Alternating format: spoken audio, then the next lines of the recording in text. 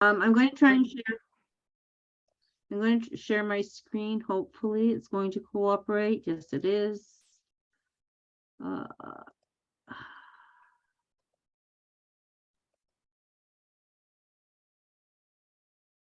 And I'm only going to take this one. Oops, sorry. I'm going to speak for 2 minutes only, and then I want everybody to be ready to start speaking and sharing their pitches. So I was asked to talk about the executive summary, and I just want to reiterate a few things. Although it comes first in your presentation, it is the last thing you write. And what you're doing is you're taking all that information that you've gathered, everything that you've found out and discovered and learned about how you're going to do your business, and you give us a synopsis in its quick point form. From that comes your speech. So this was developed for you to have a process through from writing your business plan, doing the executive summary, and now doing your pitch. And if you've tried to short circuit, you might have some challenges and some trouble trying to pull this together to give us the essence of your speech. So talk about your company profile. In there, you're going to talk about who you are, why you are, what you are, and who you serve. In the market research, you're going to talk about who's your market. You're going to talk about the size of the market, and you're going to talk about why they're going to talk to you and listen to you. In the marketing summary, you're going to talk about how you're going to reach them. Okay, so the market summary is how are you going to reach these people? And the financial summary was covered very well yesterday, and you want to take that and you want to hit the very high notes of the financial summary so that people know that you're going to make money and that you're going to have the money to pay back the loan. Or if it's a grant, you're going to have the money to move forward and reinvest in the community that you live in. That's all I have to say. I'm going to now pull up the grid, and I'm going to ask people to, I hope I can get this to come large. I want people to put their hands up. I'm going to have to stop sharing. And I'm going to ask everybody to put their hands up if they're ready to speak. That was quick. That was fast. I want to hear people talk.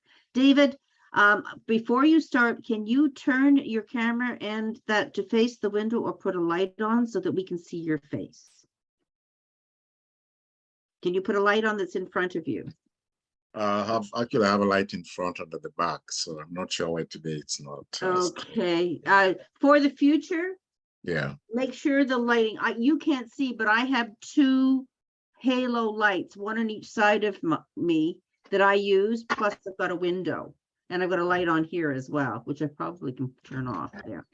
Okay, so getting the light on your face is really important because we want to see the speaker. Yeah. Okay. And that's why I don't have a white wall behind me, because I can hear. Okay. Yeah, I think there's a bright light behind me from the outside. It's called being backlit. Yes. Yes. Okay, so be aware of that, everyone, for the future, that we need to see your face. David, please go ahead. Okay, Vidya, can you share my screen? Let me try, but if I fail, you can help. Let me try to share my screen. Okay, share your screen. Give me a second.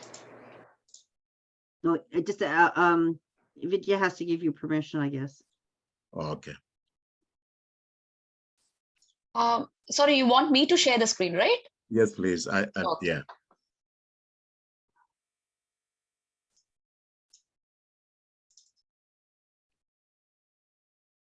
Or give me permission. Let me see which works. Yeah, you have permission to do that, but anyway, I can do. Okay.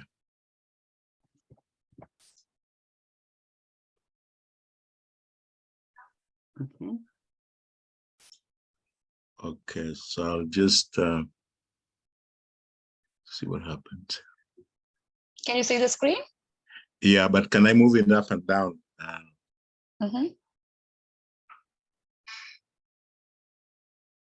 From here? Yeah. Okay. What I might do is read from my own. Let's see. Okay, or do you want to share from your side? I'll just go through it. I might not see people's reactions, but let me go through. So you let me know when to start. You can start now, David. Okay. Hello, everyone. My name is David Onyalo, program lead for Canada Africa Global Immigration Link.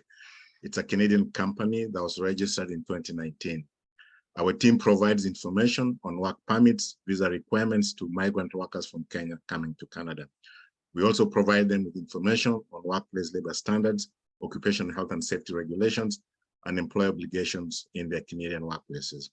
The problem we're trying to solve are two. One is there are just too many migrant workers globally facing exploitation and abuse from brokers and professional immigrant consultants and bad employers. We also have too many migrant worker women who are victims of sexual assault, forced labor, and human rights trafficking in destination countries. I have some statistics, but I'll get back to them to save time. The solution we offer are actually mainly two. We provide information to migrant workers at no cost to them. The second solution we provide is we position Canada as a destination for migrant workers who want to avoid the Middle East and European countries where there are reported high rates of abuse and exploitation. This is not to say that migrant workers do not face abuse or exploitation in Canada. But if you look at Kenyan newspapers of late, there's a lot of cases where women are being abused in the Middle East. And we are not aware of any other organization in Kenya who are able to offer the same kind of services we offer, which is free of charge. Our community of interest, which we call a market, the opportunity to provide our service exists because of two main points. One is the shortages in the skilled and unskilled labor workforce in Canada, which has put pressure on us to look outside our borders for workers for specific jobs, especially from global South countries. The second one is the Canadian population numbers have been declining for decades, except within the indigenous communities in Canada. In contrast, most countries in the South have huge youth populations of working age. I would like to say that we've had some great traction since we started operation in 2019. We've been able to organize 3 information sessions in Kenya, counties of Nairobi, Kisumu, and Homa Bay. And in Nairobi, we were able to attract 50 participants, 15 in Kisumu and 12 in Homa Bay. I'm also happy to say that this year, we were approached by one of the oldest technical and vocational training colleges in Kenya, looking to partner on providing information to their faculty members and students. Our business model is simple. It's really to try to give services for free to migrant workers. But for the long-term sustainability of the program, we will be charging fees for services to immigration consultants, workers' cooperatives, associations, and education institutions. The main reason why I'm making this presentation is for the ask, and we're asking for a grant amount of $5,000 to help us organize a 3-day national virtual online information session in February of 2023, which will give us an opportunity to have an audience of about 150 participants based in different cities in Kenya. The funds from this grant will pay for course material development, compensation for facilitators based in Canada and Canada. The money will also be used to pay for Zoom hosting and internet access bundles for participants in Kenya in need.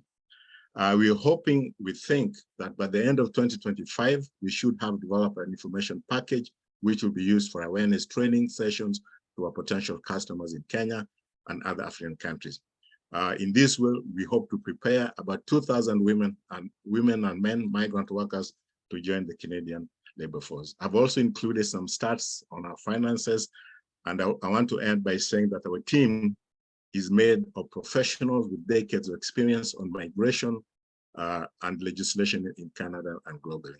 That includes myself, the founder and the program lead, Patrick Kenywa, who is an immigration consultant and former staff member of the Canadian Embassy in Nairobi, and Dorothy Wigmore, a leading health and safety specialist both in Canada and the US. I want to thank you, and if you have any questions, I'll be happy to answer them. Thanks a lot. Great. Okay. It was very clear, very precise. I would suggest that you take those wonderful statements and you put them on a PowerPoint. Okay. Increase the font, put titles. Don't read to people. They don't need to be read to. They need to hear you talk. So as soon as you just put titles and you take away the text, it becomes more natural. Okay. And those titles will keep you saw me do it. I just took the list and I spoke to each title, right? Yes. Okay, that's what you want to do, because then it becomes natural. Okay. Okay, and but it keeps you on track. Two things that you want to look at here is, where's your current funding? You Okay. didn't tell me where your money comes from currently. So we Okay. need to know where your money comes currently. You're only asking for $5,000. When you talk about some sort of fee structure, I would give an example of the fee structure that you're looking at, it not in terms, just not specific, but generally, because you know what people can afford. So I would make that part of the statement. People, we've done the research, and people in Kenya in this particular situation can afford this much. So we will charge them what they can afford, not what it costs, but what they can afford. So I would make a story out of that. It's a bonus for you. And the third one I would look at too is takeaway, I think, and I hope. Oh, okay. Okay. You Thanks said for I that. think, I hope, I know. I was avoiding one, but thanks for pointing it out. Okay. Yeah, you have to, this is where being strong is really, really important. Your statements Yes. are important. They Yes. have to be emphatic. Okay. Now, you said you'd offer stats, you didn't want to bore us. Choose 2 to 3 powerful statistics that will make people's eyes open. When I'm dealing with potable water in India, my first statement is over 5 million children die from water contamination issues every year in India. Okay. Does that wake you up? Absolutely. Yeah. Absolutely. You want to find some of those really and that's backed up by WHO, and it's not my stat, it's a WHO stat. So what you want to do is find 2 or 3 powerful statements. You talk generally about the abuse, be specific. If you really want to gather people's hearts as well as their minds, describe 3 people. Okay. You know, and use the African names, but their first names only, and say, you know, not David, but you must have your other name. Yes, Use David in publicly. Use the African name and say, you know, David is a migrant worker. This is a skill set. This is his family situation. Here's how he's been abused. Okay. This is this woman, and this is what happened to her. Those personal stories of the people you're trying to help will draw people in and be more likely to have people give. Okay. Thank you so much for sharing. And thank you so much for the feedback. Questions? I've only got 1 page in front of me.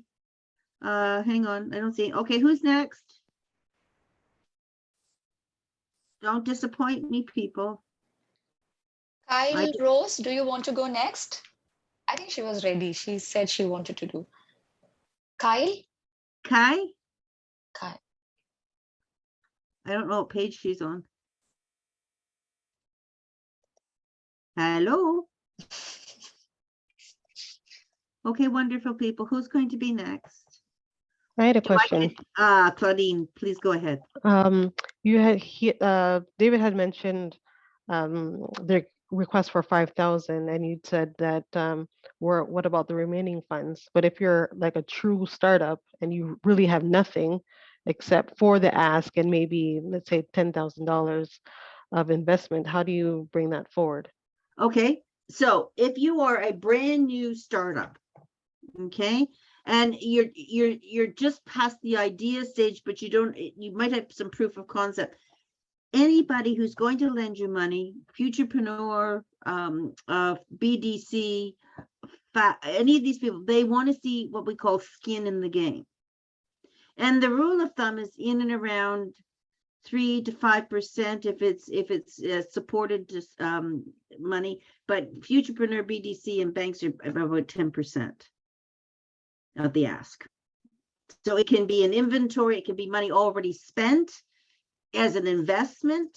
So when I'm filling out a 2-year plan for a futurepreneur application, I list for my client all the money they already have invested in their business. And it includes buying the computer, it includes office space, it includes anything that you've done. So you have to sort of stop and think and look at your budget and say, what money have I taken out of my pocket or put on my credit card that I have invested in this opportunity? Okay, parking, coffee, whatever it is that you've spent money on to build your business, and how much money do you have in the bank moving forward, if any at all? It's pretty hard to get funding if you haven't put some money in it yourself. Okay. Okay, thanks for that. The reason I'd mentioned 5,000, I thought that's what the limit is in terms of a pitch. But in terms of my overall financials, actually, I have put some skin in the game. I've had some donation and grants from organizations. So when I do my full financial, that will show up. But I just thought the 5,000 is strictly based on the pitch. But if I have to go to a bank or an organization, then it will show my full financials. Right. So you still want to tell people how much money you've invested overall, and you can tell them how much money you need and what portion of it and that you're asking for and how it's going to be assigned. So a lot of when you're a startup, you may not get all you want all at once. I have one client now, he's got a business up and running and he has another whole concept. Our idea is to take his current business, use that to leverage the next step. So we're going to fold it into his bigger plan. And that's going to allow us to leverage his 2 years of success in the business he's currently running. So you have to stop and think about how you can leverage, how you can tell the story. And if you are a brand new startup, how much have you put into this? How much are you willing to put into it? How much are you capable of putting into it? Those are, and you have to just sort of figure that out. Are there any other questions? And do we have anyone who's prepared to now speak? I gave you this time, please. Why are you all afraid?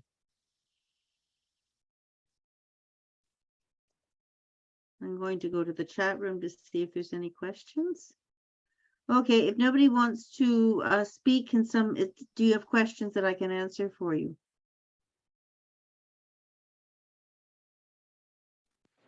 Yes, Tika. There you are. Tika, go ahead. Hi. So I'm just gonna do this. Hold on. Okay. Thank Hi, you. everybody. So I'll do mine. I'm not really ready, but I'll Great place go to with start. what I have, and then you could criticize construction, whatever, and we'll just take it from there. Thank you, Tika. I appreciate that. Okay. So I'm looking at my business summary, by the way, because I want to make sure I cover everything after I'll rehearse and do all that stuff. Okay. So, hi, my name is Tika, aka Forever Blessed. I'm the founder and CEO of Forever Blessed. We're presently based in Toronto, Canada, and I work in the entertainment industry. Our goal is to service local and international artists, events, along with small businesses through media, marketing, and PR. Forever Blessed was incorporated in 2021. Our mission is to assist clients in achieving personal and business goals. Media allows us to capture artists and business owners in their best lights using photography, videography, and journalism. Marketing assists clients with brand awareness along with action plans for their products and services to increase. Within Canada, there are over 158,000 artists since May 2016, so it's definitely increased since then. Thousands of artists and businesses in Toronto need the services that we provide to gain recognition and increase their revenue. The growth within the entertainment and small businesses especially is growing daily. Canada was the 8th largest international music market in 2019. And with an approximate increase of 48% by 2022. Some business that we have is taking place at different times of the year with a variety of different artists and companies, such as, should I name the artist? Oh, sorry. Anyway, I should name the artist? Okay. We've covered events for artists in Canada, such as like Cardinal Official, Maestro. The most recent thing that we did was the OVO Fest that had just passed with Drake when he honored the Canadian legends that had contributed to his career. So we were able to capture that and make a video and social media postings and all that for it. We've done the Black Diamond Ball with different people that have come through and presented and performed there. Sorry, I lost my thought. More funding is needed to build our website for digital equipment, such as cameras, accessories for the cameras, to hire staff, because not all the time I'm able to go to every location where the events are. So to have people there and assist would definitely help to cover all the different activities that are happening within Toronto. Let's see. And a workspace, an office, so that people can come in and actually have conversations and whatever. As it stands right now, I do have an office located at 1 Concord in North York. So if needs be, I can have people come there. As it stands up to date, I've contributed about an easy 10,000 over the years that I've been doing business myself with, also corporation and traveling. There's been times that we travel to the States to see artists perform. Because of the fact that we are based in Toronto, I'm focusing on the home artists, for lack of a better word, but being international is the goal. What makes the company unique is because I myself am the one that's running it, and there's not too many females, much less Black women, that are doing media at these concerts and events and whatever have you. So in that light, I do stand out and am able to give the spotlight to the artists in Toronto who don't get the recognition that they need, especially in comparison our competition with those in America, which is why a lot of people move to America. So if I could. I'm going to stop you, Tika. Okay. And I'm going to stop you because what you have given us is very good. It Okay. needs to be tighter. Okay. Okay. So Okay. that is part, and I'm not being cruel or nasty or mean. No, I'm just trying to show you that you started to wander. Your very beginning was really good and tight, and then it got soft. Right. So that means then that, remember what I say, get those points up. Right. So that you've got the highlights. Just don't do text. Just Right. do points. And that keeps you on track because it's fact, right? And I started not to read the page and just go off. So I need to focus on that's what's right. written. Yeah. Okay. And if you watch me do PowerPoints, you see that they grow with me, right? I click and another thing comes up. So the PowerPoint's for me, not for you guys. Right. The PowerPoint's for me because it keeps me on track and it reinforces what I'm saying. Okay. And I can, because it's, so you don't want to read it, but you want to hit those points, and you want to have, like, if you write it out, when I'm doing a business plan, I write it out in prose and then I take it down to point form. Right. Okay, because it's more succinct. And that's what, and that exercise is a powerful exercise to prepare you for speaking.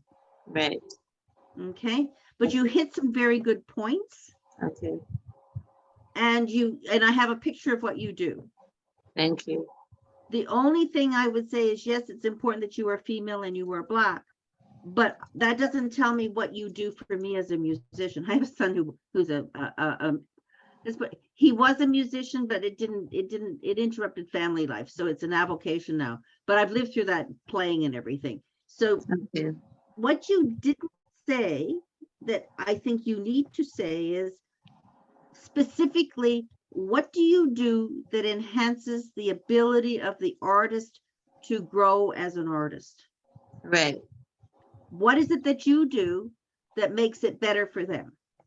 By promoting them, media, helping them with marketing strategies and getting them on the forefront is how point by point. That's what I need to hear up front. Okay, that's the story. The story is, this is what I do. These are the points I cover. And then you take it as a holistic and you say, and you use an example of one or two of your clients who have grown as a result of it. This is where you can toot your own horn. Okay. Okay. And you got you put 10,000 into it plus all your time, effort, and what your ask is. You didn't tell me the dollar amount, but you said what your ask was for. Okay, I good. would like to ask for 100,000. Is that too much? No, 60 to 100,000 makes sense if you're going to do a website, do marketing, do advertising. Rule of thumb, 60 to 100 makes sense to build a website, especially if you have any subscriptions on it or anything. That's fairly reasonable. Yeah. Okay. Thank you, Tika. Do I have time for one more? Hello? Did you? Yes, Stephen can go next. Yeah. Okay, Stephen, go ahead. I want to see you. Okay. Forgive me if my hand is raised until I'm done. Okay, my name is Stephen Rogers. My business company is OBE Consultants, Inc. The main objective of my company is to reach out to everyday average people who are low income or struggling and help them create their own investment portfolios and actually participate in the Forex and crypto foreign exchange.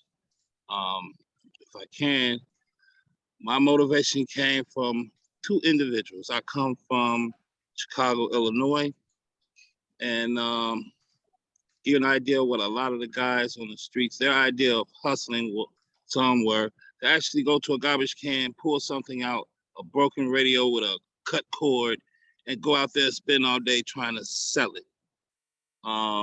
Other individuals motivated. He's motivating to me. His nickname on the street, forgive me, his name is Killer. Okay, with a nickname like that, long story short, he did 18 years for a murder. But while he was in there, he turned his life around and he learned foreign exchange trading. He became a day trader while he was in prison. And it was motivating to me because instead of him reaching out to people asking for money, he had people coming to the jail asking him for money. When he got out, he was well set to leave the street life alone. So again, keeping in touch with him, I learned about a program called A Perry Fund. And that's where I started my training and my personal investing and my knowledge of foreign exchange trading. Right now, I'm currently a day trader. They have a step-by-step guideline instructions to starting your own business where you will manage portfolios for a Perry Fund as well as your own private, personal, and for other individuals. Again, I personally invested $5,500 of my own money into my own personal training and equipment, laptops, high-speed internet, and etc. I only asked for a grantor loan of $10,000 so I can complete my training and become a floor manager instead of just a day trader. That way I could manage multiple accounts and I could meet people at their level, like a trader on the streets. Meet the person at their own individual personal level. And if they need help building their money to start investing, have different things set up with crypto trading, various ways of getting funds from cryptocurrency, as well as training them to trade for themselves or just handle their portfolios for them. Thank you. Thank you. Okay. A little soft to start. You came on a little stronger as you got to your voice. That's always hard. So yes, good. You had a good description of what you want to do, who you are. And the only thing that I would say is you need to strengthen is how this helps people. Okay, so you have to, you're talking about all the features, you didn't give me the benefit. And this is something that is constantly a problem.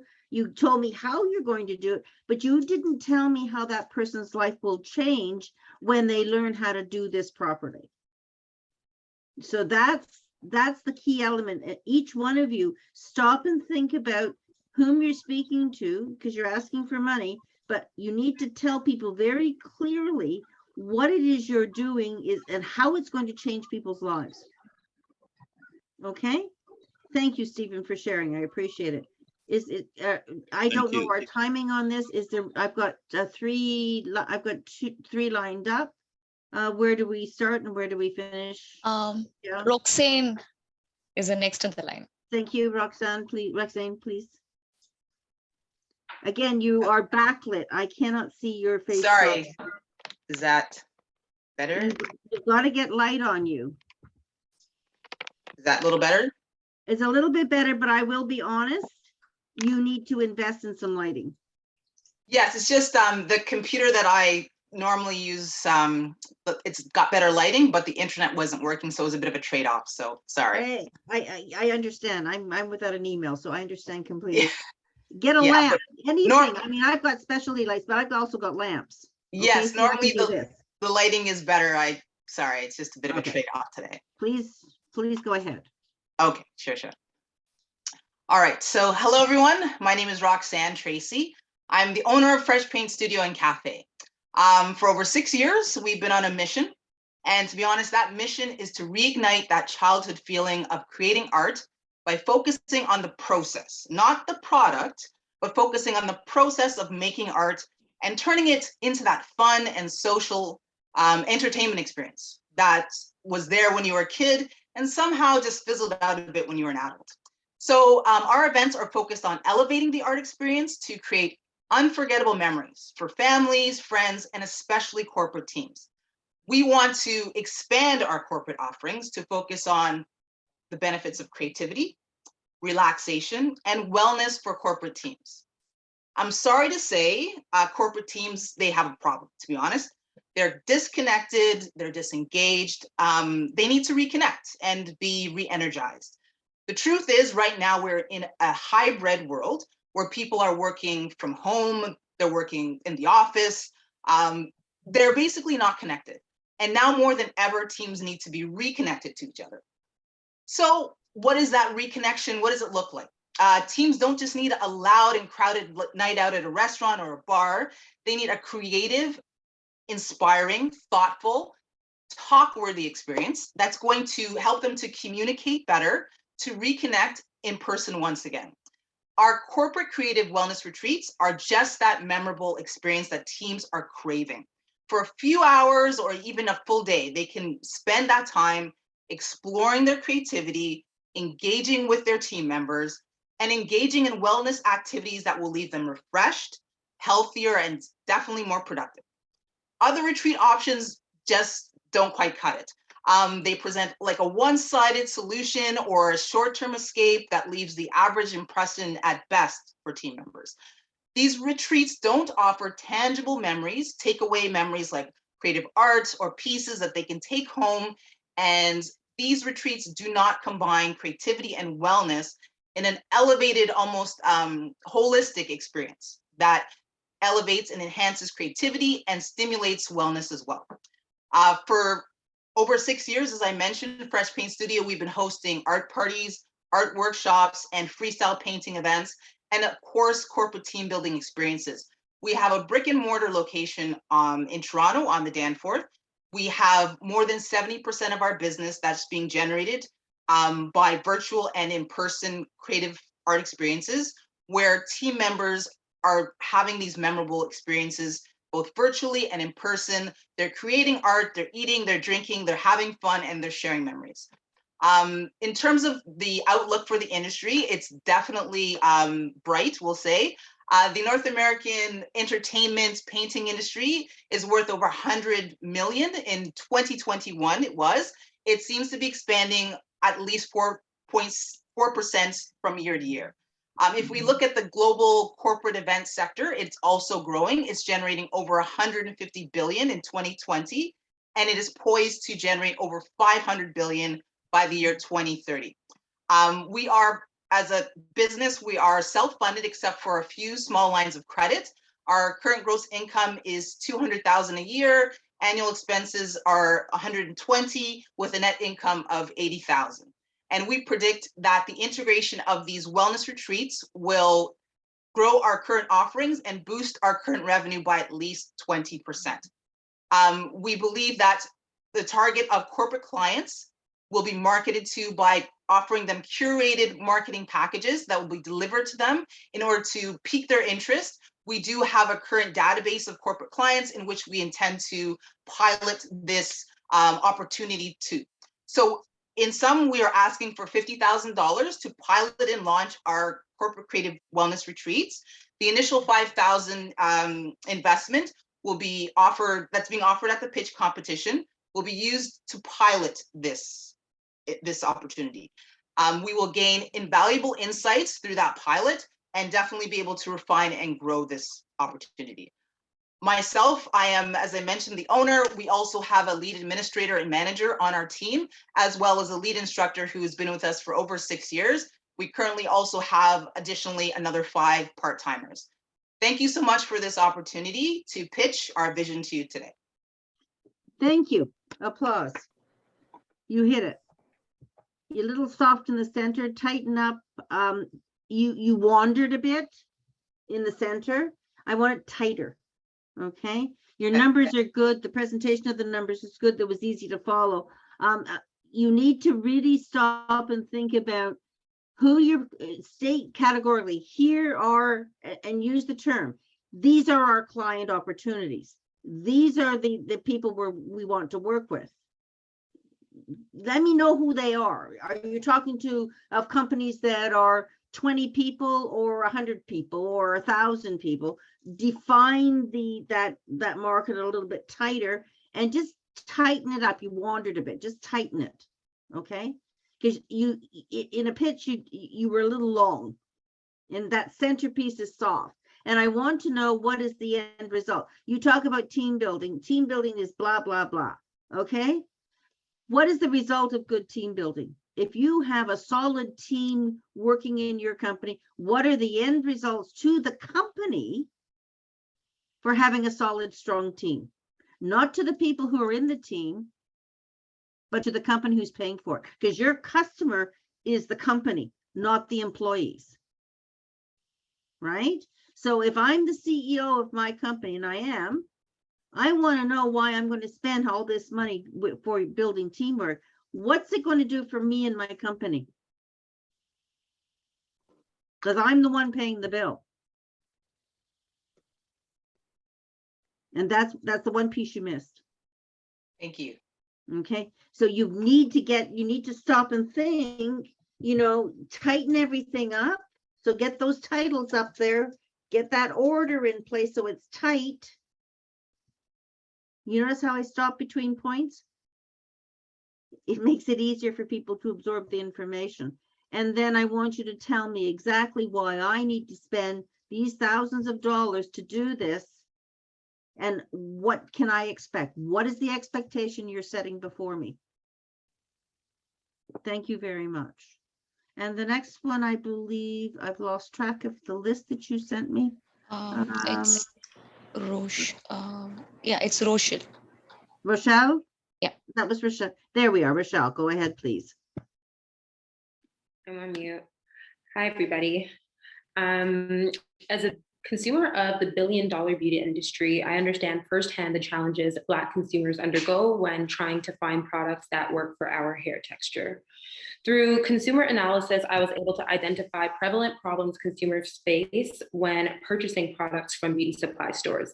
The most common issues identified were the lack of attainable knowledge on which products and routines work best for our hair types, the lack of knowledge and communication from beauty supply retailers, expensive products, and lack of product variability and accessibility to those in more regional locations. My business partners, Jada Tosin and I, have created a solution to the many problems our customers face in the beauty supply industry. In analyzing this data at BBB, our business, Beauty Braids and Beyond, decided to establish an online beauty supply beauty supplies platform that educates our consumers on their hair care needs and provides valuable recommendations based on our consumers' hair requirements. We also provide competitive pricing to that of our competitors and reasonable delivery prices to anywhere in Canada, the United States, and the United Kingdom.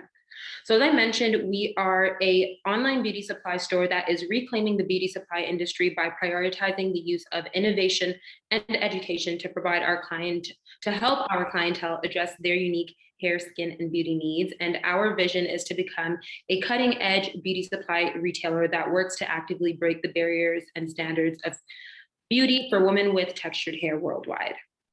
Presently, we host over 500 products from a variety of brands, including Black-owned, women-owned, and locally owned businesses. We are also proud to have our own brand of 9 products for various hair care, styling, and beauty needs. We are currently in our first year of business and have done approximately $11,000 in business sales. And in addition to investing about $10,000 of our own money, we were also granted with the FACE loan and a $5,000 grant, which allowed us to help with our initial startup costs so we could enter this market competitively, and also 1 year of operational costs. If Beauty Braids and Beyond is awarded I have $10,000 grant here, but I think it's 5,000. We will use the money to begin research and development of our own hair care line, find options for shipping subsidy, as we recognize that a lot of our consumers through analytics do not actually proceed at checkout, and we assume that the shipping cost, although still low, is a deterrent. And we would also like to increase our marketing support to facilitate greater awareness of our business. This grant will continue to fulfill our mission and actualize our vision to reimagine the standards of beauty to that which is inclusive of all women. Okay, thank you. You speak very fast. Slow your speech pattern down. Okay. Okay, it's hard for people to acquire the information when you're going that fast. Okay. So slow it down. It's nerves. I understand. You're looking at what you're reading. You're not looking at the audience. So I can see in the camera that I'm looking at you because you happen to be on that. I'd have to move my computer over so that I'm looking at my camera. Okay. Do you see the difference? Yeah. Okay. I should have put my notes in front of the. That's right. Yes, that's right. Okay. Because all I did was my camera is separate from my computer. So I had to move my computer over because you happen to be in the top left of the screen. Okay, so it's just positioning. Your lighting's pretty good. It's a little hot on one side and a little cold on the other. That's better. Yeah, so get light on both sides of you. You did a good place on the numbers. A couple of things I would hit is give examples of hair problems.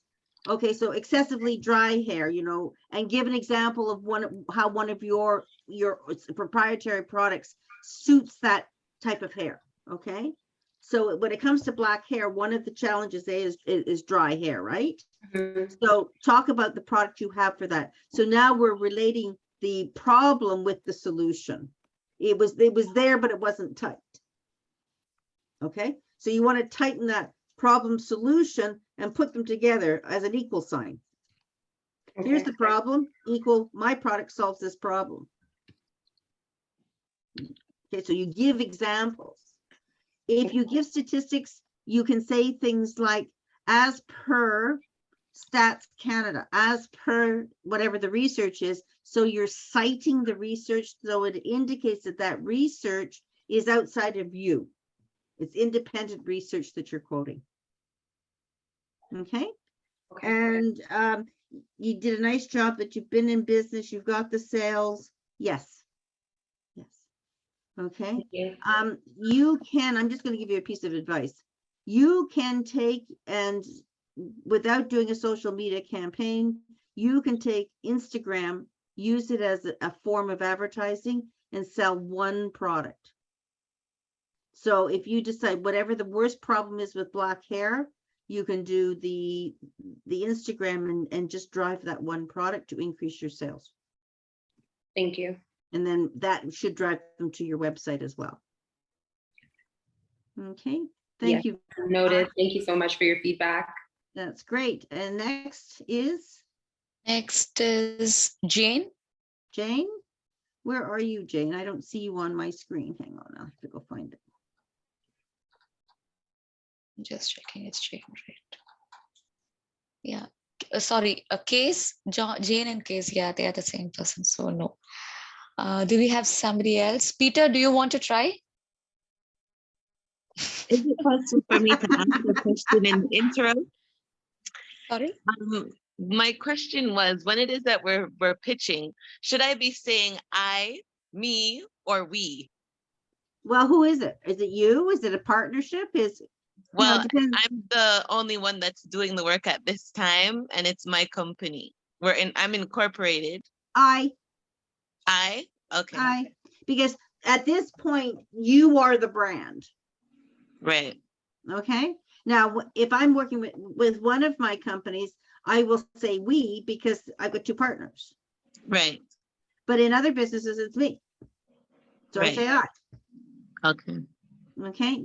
It's a matter of misleading or being honest. Right. Okay. And I didn't know if it should be like a we, like, no, you don't want that royal we.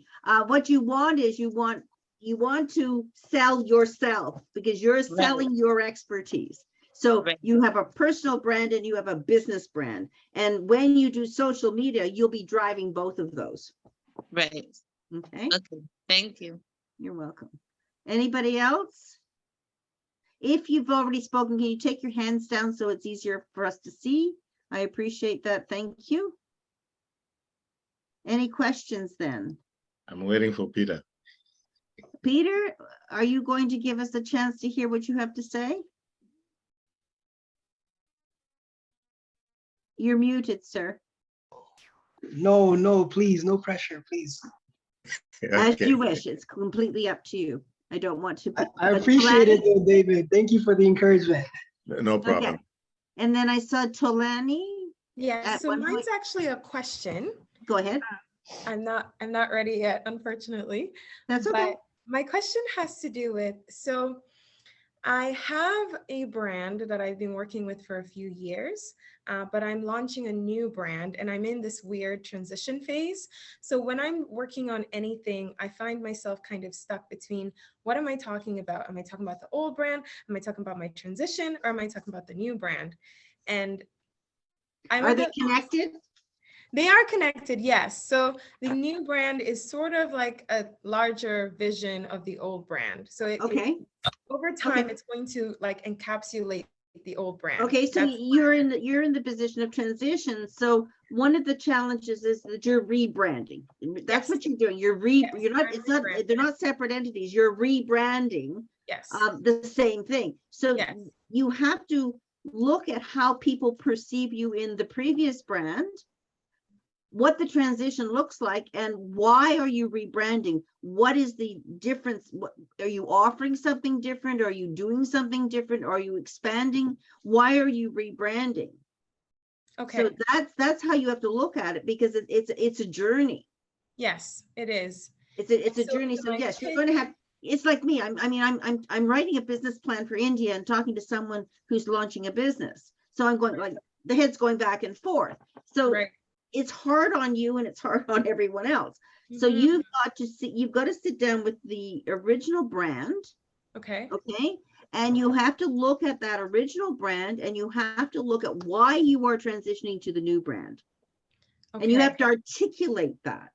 What drove you to rebrand? What was the main purpose that drove you to go from this brand to that brand?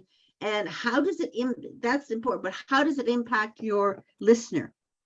What does the listener need to know to follow you from the old brand to the new brand? Okay. So when I'm presenting myself, am I presenting myself as my new brand? And then I can say like the history portion to connect the two? I would talk about the new brand. Okay. And all that it has to offer. Okay. And then you would say it has grown out of this brand. Okay. And with this brand, we did this amount of business over this period of time and have this many clients. Okay. Okay. And you chose to rebrand for these reasons. And this, and I've already told you what my new brand is. So now they've got the big picture, but you start with the new brand and the whole story and everything around the new brand. And then you just talk about the business part of it, which is the rebranding aspect.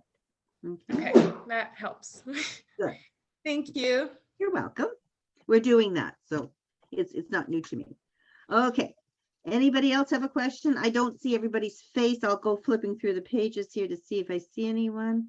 Lots of people very quiet. Take advantage of the fact that we're here to help you.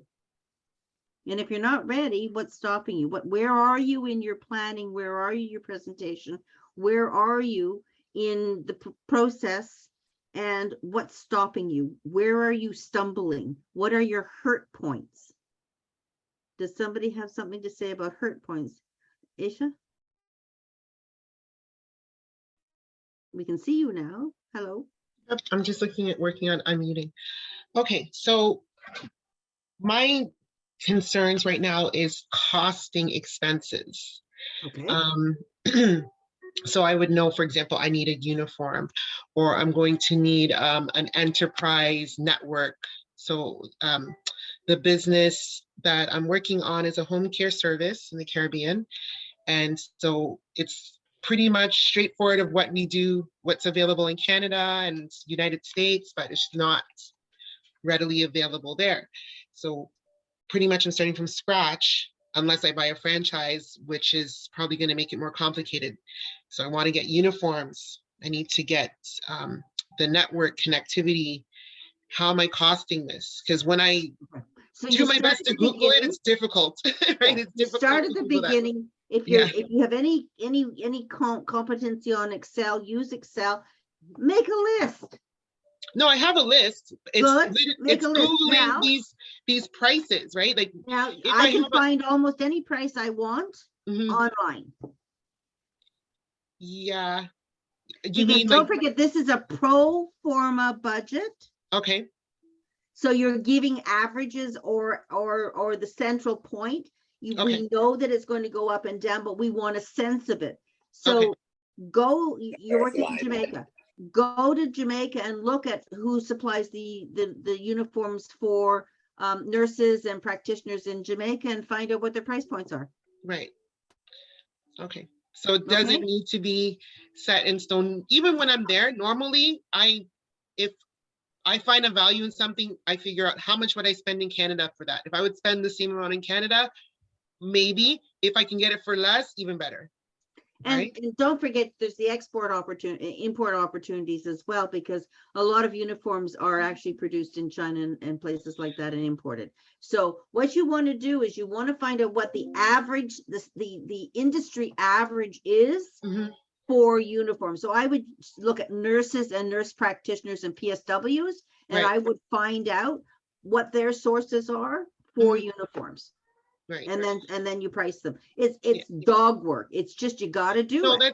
That's it. No, that's kind of a straightforward, little aspect, right?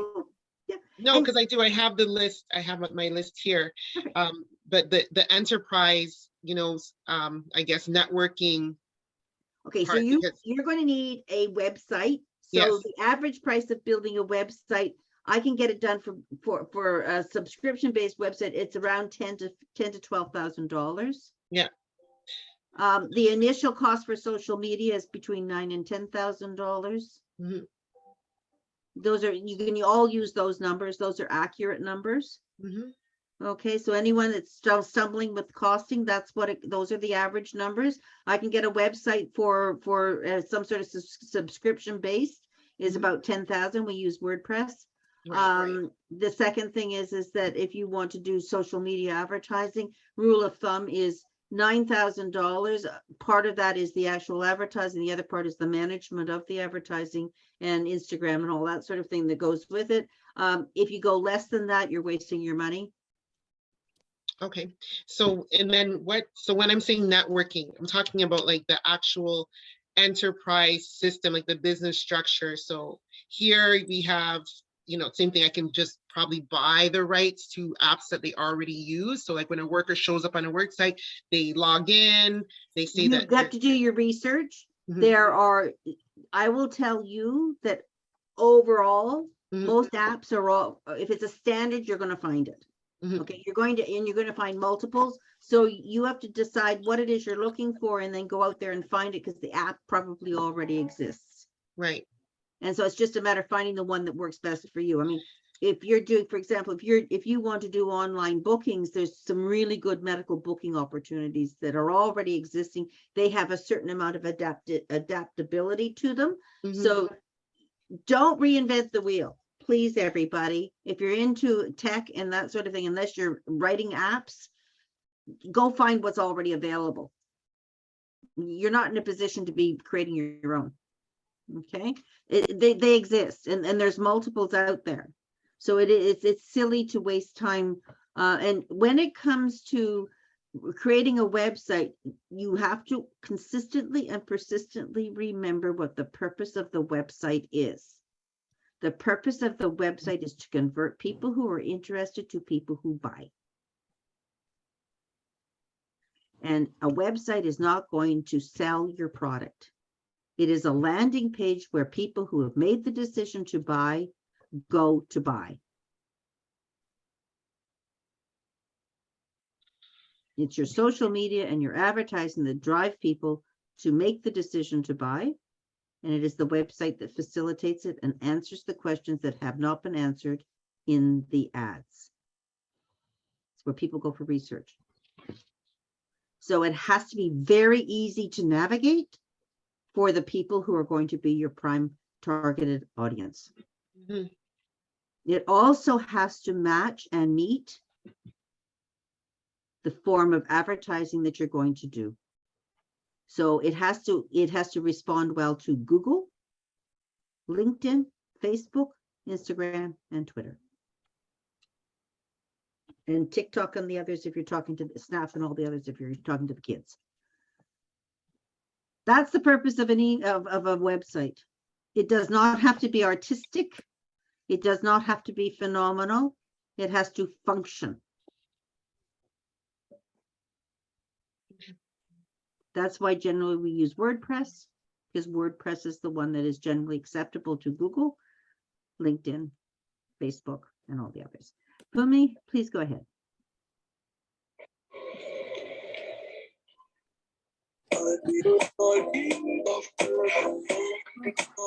Unmute. Who's got music going, please? Should I go ahead? I can hear something. Yes, please. Go ahead. No music, please. Okay. So I mean I'm just going to like what I have is more than like it's around 7 minutes. I'm still trying to cut it down. So I'll just start. Yeah. I grew up in an environment where parents want to see their children do something more professional. So I studied accounting, had my first degree in accounting, and also qualified as a chartered accountant. But I've always had great passion for fashion. I made my first outfit when I was just 10, but despite the passion that I have for fashion, I couldn't do anything around this until I migrated to Canada in 2016. After migrating, I realized there was a huge gap in the area of diversity in the fashion industry in Nova Scotia. So I decided to follow my passion and make this my area of focus. So this led to the creation of Mishna Fashion. My name is Fome, and I'm the owner of Mishna Fashion. We are a Afrocentric clothing brand. We clothe Africans and non-Africans that appreciate diversity and culture. We prioritize sustainability and personalized design. We offer custom styles, and we cater for all body sizes. The market research shows that the Canadian apparel market was worth 23.85 billion in 2020, and this is estimated to increase to 28.53 billion in 2024. The Google Trends also show the continuous increase in the demand for Afrocentric clothing.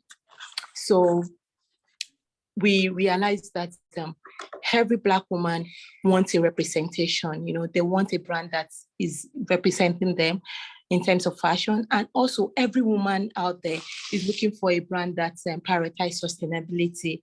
So we are here to fill that gap. I'm sorry.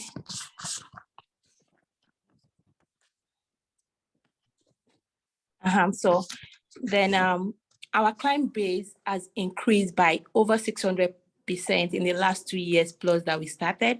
We have successfully serviced over 300 clients, including notable women in the community with 25% return rates and 50% referral rates.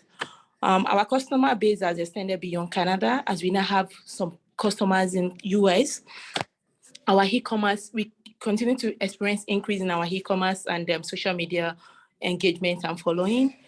Our brand has been featured in some media like TV, and we've won some awards. We've also partnered with some retail stores. Like right now in Nova Scotia, our collections can be gotten locally at a boutique here, and also it can be shopped online in 2 online market spaces.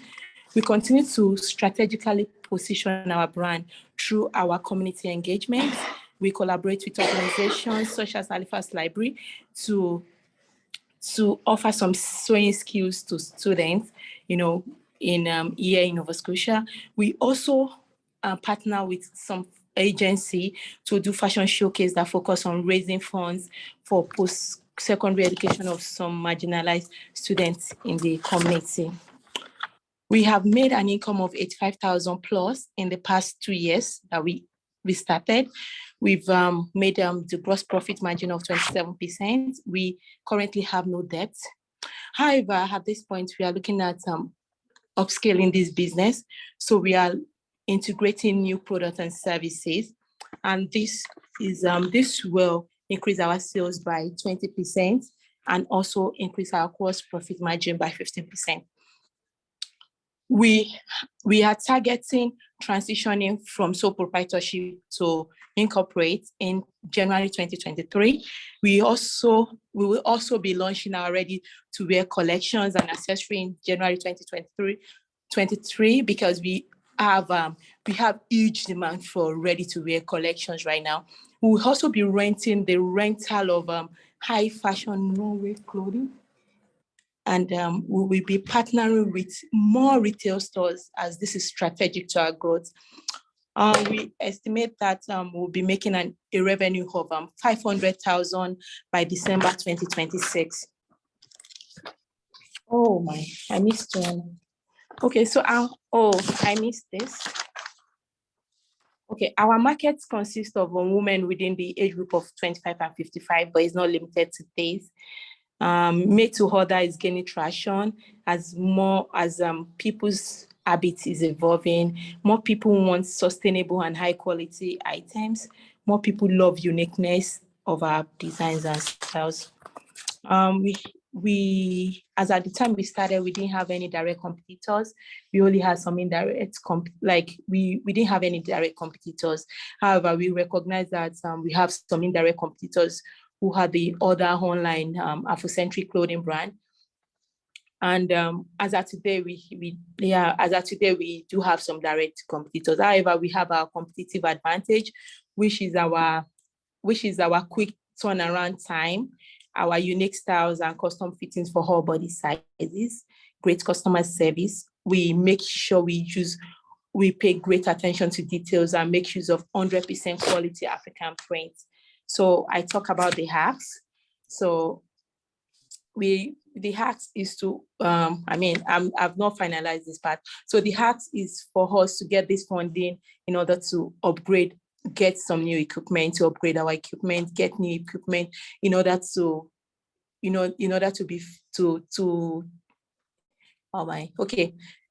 get some new equipment to increase our production quantity and also reduce our production timeline. And so I share the customer's review, then I talk about the team. I share some of the customer's review, I talk about the team. That is me, the founder. I have over 20 years of experience, plus I'm very resilient, hardworking, and I have great passion for fashion. I have Akin, who is responsible for the marketing and communication. He has vast experience in marketing and communication. We work with independent contractors as seamstresses. to help offload the load when we have a lot. Then we do work with some professional advisors. We work with consulting to help see how we can strategize and grow the business. Yeah, I'm done. Thank you, I'm done. Thank you. Very well organized, a little long, tighten it up, get rid of the non-words. I know you have some distractions because there's children floating around. There's one with a hand. So what you want to do is you want to have that, just get it tighter. Just, your numbers are great. You're an accountant, I can tell. Just tighten it up. Give us, you say, your age range is too long. I don't want an average, I want a median age, and then describe that person to us. Make the person real to me. Describe the personality of your prime candidate as a client, so that I get a sense of who you're looking at. It'll just make it more real. So just tighten it up, and you're pretty good to go. Okay, just make it tighter. Fewer words. That's called getting it organized. I'm so sorry my email is long. I didn't have time to make it short. Thank you. Thank you, Sherry. The point forms, it really, trust me, I've done this for years. You write it out in long form, you type, start in the middle and write all over the place. Your job is to organize it and to be tight and be ruthless in what I need to hear and what is superfluous to my decision-making process. Okay. And I just had a note that I forgot to mention to the lovely lady who did the hair. Put your hand up. Let me see your face again. If you're having a conversion problem of sale of product because of the shipping, up your cost of product and put the shipping in it. People just bulk at shipping, but they don't bulk at buying the product. So just include it in the price. Then it's free shipping. And people love free shipping. So it's just how you present it. Okay. I don't know if she's still. Okay. Peter, did you want to say something? Yeah. Are you saying when you're making an online sale or when you're making a sale and there's the option of priced shipping versus hiding that shipping, so to speak, always hide the shipping? Not always, but if it's a challenge, I mean, people have this knee jerk, especially if you do a lot of shopping on Amazon and you belong to Prime, you never pay for shipping. So people have this mental break that they can't pay for shipping. They just hate paying for shipping. So put it in the price of the product. Because they don't have any problem buying the product if it's going to fix their problem with their hair. So it's just, you can either do free shipping or shipping included.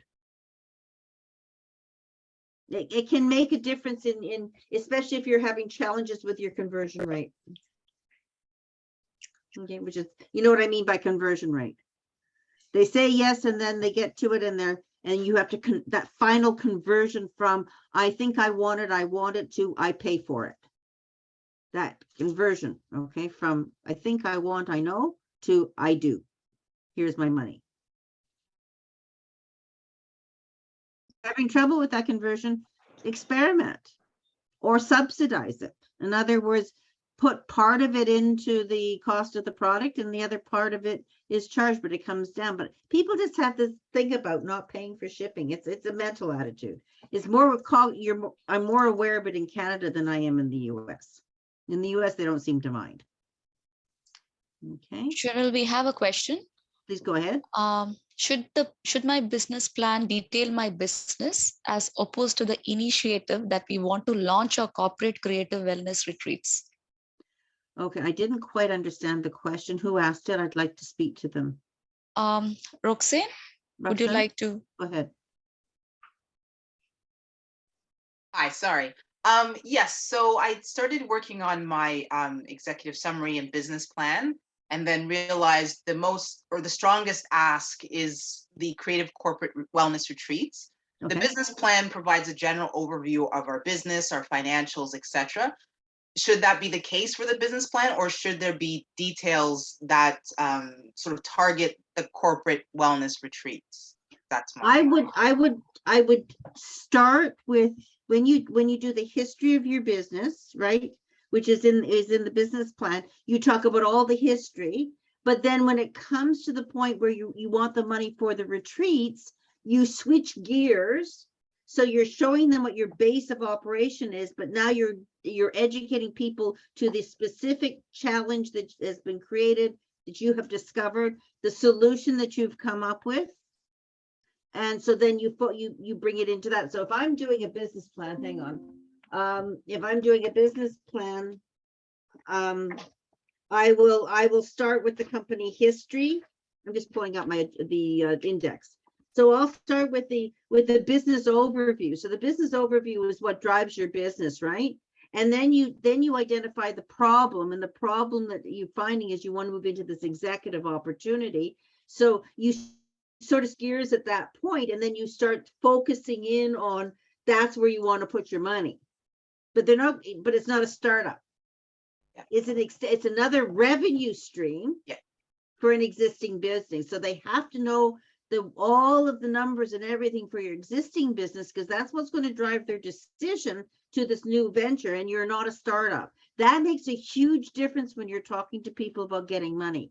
Here's an existing business. Remember, the lovely lady from TD explained this very well. Okay, she said, if you're already in business and you want to start a new revenue stream, well, we're going to look at your business and your business model, and then you're adding another revenue stream. This strengthens the whole story. So you have to have it there, but you have to at some point branch off and focus in on that one segment. But always remember, the underlying decision making is going to be based on your current success. So how long have you been in business, Roxanne? 6 years. You've been in business, and can you show that growth? Yes. So you're going to show that growth, and you're going to say, now we're ready to. You're not scaling, okay? Yeah. You're bringing in another revenue opportunity. So here's the scale of my business so far. Yeah. Now we're going to add this new component. Here's the rationale and the reasons behind that. Yeah. And this is what I'm asking for. Okay. And here's why. So the two have to come together. So you start with it, you talk about the new venture, and then you go back into all of the numbers, which are the existing business. And this is a new revenue stream. So where the focus will be in your numbers is, what you expect this new revenue stream to produce for you in terms of there's two or three opportunities actually that I see. Is first of all the actual revenue, right? But it's also the fallover. If you have a group of people from a company that enjoy what you offer them in the retreat, they may seek you out personally. So that's an overflow that you should be accounting for. Okay. So when you do your 2-year project, I hope you people do 2-year projections. When you do a 2-year projection, you'll see where that interrelates and helps grow the main business. Okay. Yes. Thank you. Thank you very much. Thank you. Questions? We're here. Okay, I'm going to ask, I can't see everybody in the chat. Would you, if you are less than 25%, please come up and tell me what is stopping you. Where are you stuck? Sorry, Cheryl, how are you? I think we're about ready now to go into those breakout rooms. And the breakout rooms will address the issue of 25% readiness and executive summary, lag, and things like that. So if you can have video, ensure that the breakout rooms we're ready for that. I think we have Professor Doi here, we have Chioma here. And so for those ones who need fine-tuning support for the executive summary, they go into those rooms. Vidya, can you give us like an outline of how we do this so we know which rooms we end up in, who is ending up with Cheryl, so who is going with Prof, and what's, can you give us some direction in this regard? Thank you. Yes, so we have 4 breakout rooms. And as of now, as per the names that I got on the chat box, Tika, Yvonne, Claudine. So these three are assigned to Cheryl or Chioma. I need to check. And then with Professor Odoy, Peter, Sensa, Nelson, and Sibo. And the rest will be assigned randomly, Doctor, to you and Cheryl, Chioma. And these are the names. As per the names that we got, we could assign. And the rest will be randomly put into different breakout rooms. Okay, I wanted to say quickly then that, and thanks for that, Chioma, thanks. Of course, thank you, Cheryl, as usual, thank you so much. I wanted to quickly say that since this is a workshop session, we're trying as much as possible to make this as interactive as possible. It's not a teaching session, it's actually the, like kind of wrapping up, if I'm correct, the entire cohort. And so this is a part where we actually need to really, speak out, be prepared to receive as much help as we require. And so that's why you have all the experts in the room tonight with us. And, the people who require assistance with their business plans. You need to be in a specific room. And this is the time for you to actually indicate that. You just don't want to end up in any room because we can't afford for this to be a waste of time, you know what I mean? So we have 40 solid minutes. And the 40 solid minutes is to actually see if you can do a bit, talk about what you need. But you need to be speaking to the experts. So it can be 4 people in the room with Professor Odoi, definitely, because I recall yesterday when we asked the question during the bootcamp session, we had almost about 6 or 7 people who said they were about maybe 40 to 25% ready. We need all those people to be in the room with him. Keep in mind, again, we're not going to do the job tonight. He just needs to know what exactly the basic issues are that you require the assistance. And then thereafter, there will be people who really will be able to help you. But he needs to get a sense of where you are at. And then executive summaries with Cheryl, and then the pitch and so on with Chioma. So this is how, and every other person can come to me thereafter, but I mean, if you're 60% up, then I can help you, but you do have an expert here who can help you if you're below that. All right, so who is going to do this allocation of people? Sorry, can I ask a quick question before you put us in breakout rooms? I just wanted to ask, what if you don't need help with your executive summary or business plan? Because then you come to me. Okay, yeah, because mine's been completed for a couple of years now. Yeah, so all of those people come to me, and then if you have like 60% ready, your business plan and so on, you can also come to me. But we need people who really need attention to go to some of the other people. Okay, got it.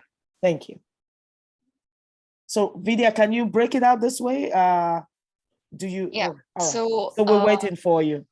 Below 50 and below 50%, it will be assigned to professor, and about 60% to you, doctor, and fine tuning of the pitch, they'll be assigned to Cheryl and Chioma. Yeah, so this is the way we are doing. So we are getting some of the names here, and Mehak is allotting. Yeah. So please let us know on the chat room, like we are just waiting for more allotments to take place. So please put your messages on the chat box. Wendy, 100%. Yeah, Claudine needs assistance with financial, so she should be in the room with a professor. So anything that has to do with accounting, financial statements, budgeting, and those, the real numbers, please send them all to Professor Odoy. And then, of course, I'm sure we'll get a list going forward. All the other people can come to me. Executive summaries and pitch readiness, the paperwork. Cheryl and Chioma in that room, please. Thank you.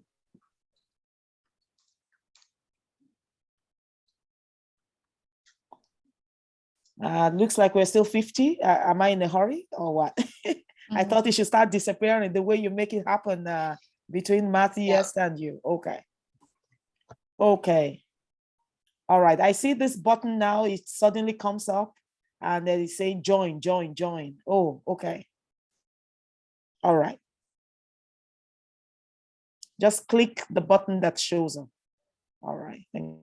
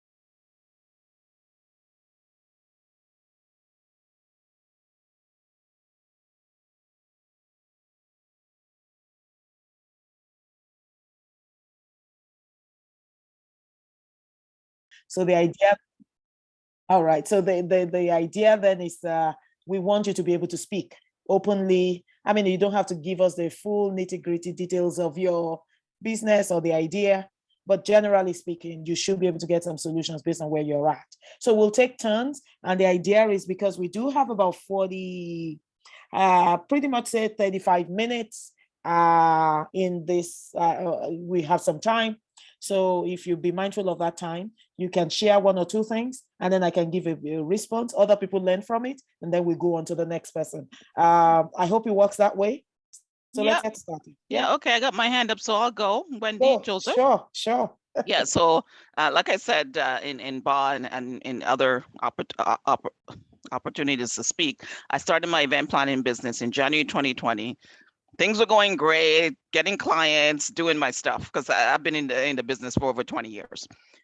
In any event, you know what happened in March of 2020, we pretty much had to close down. So every time we got the government, word that you have to close your business, we were affected, completely affected, especially in any hospitality, as you know. A lot of companies actually lost their businesses, restaurants and whatnot.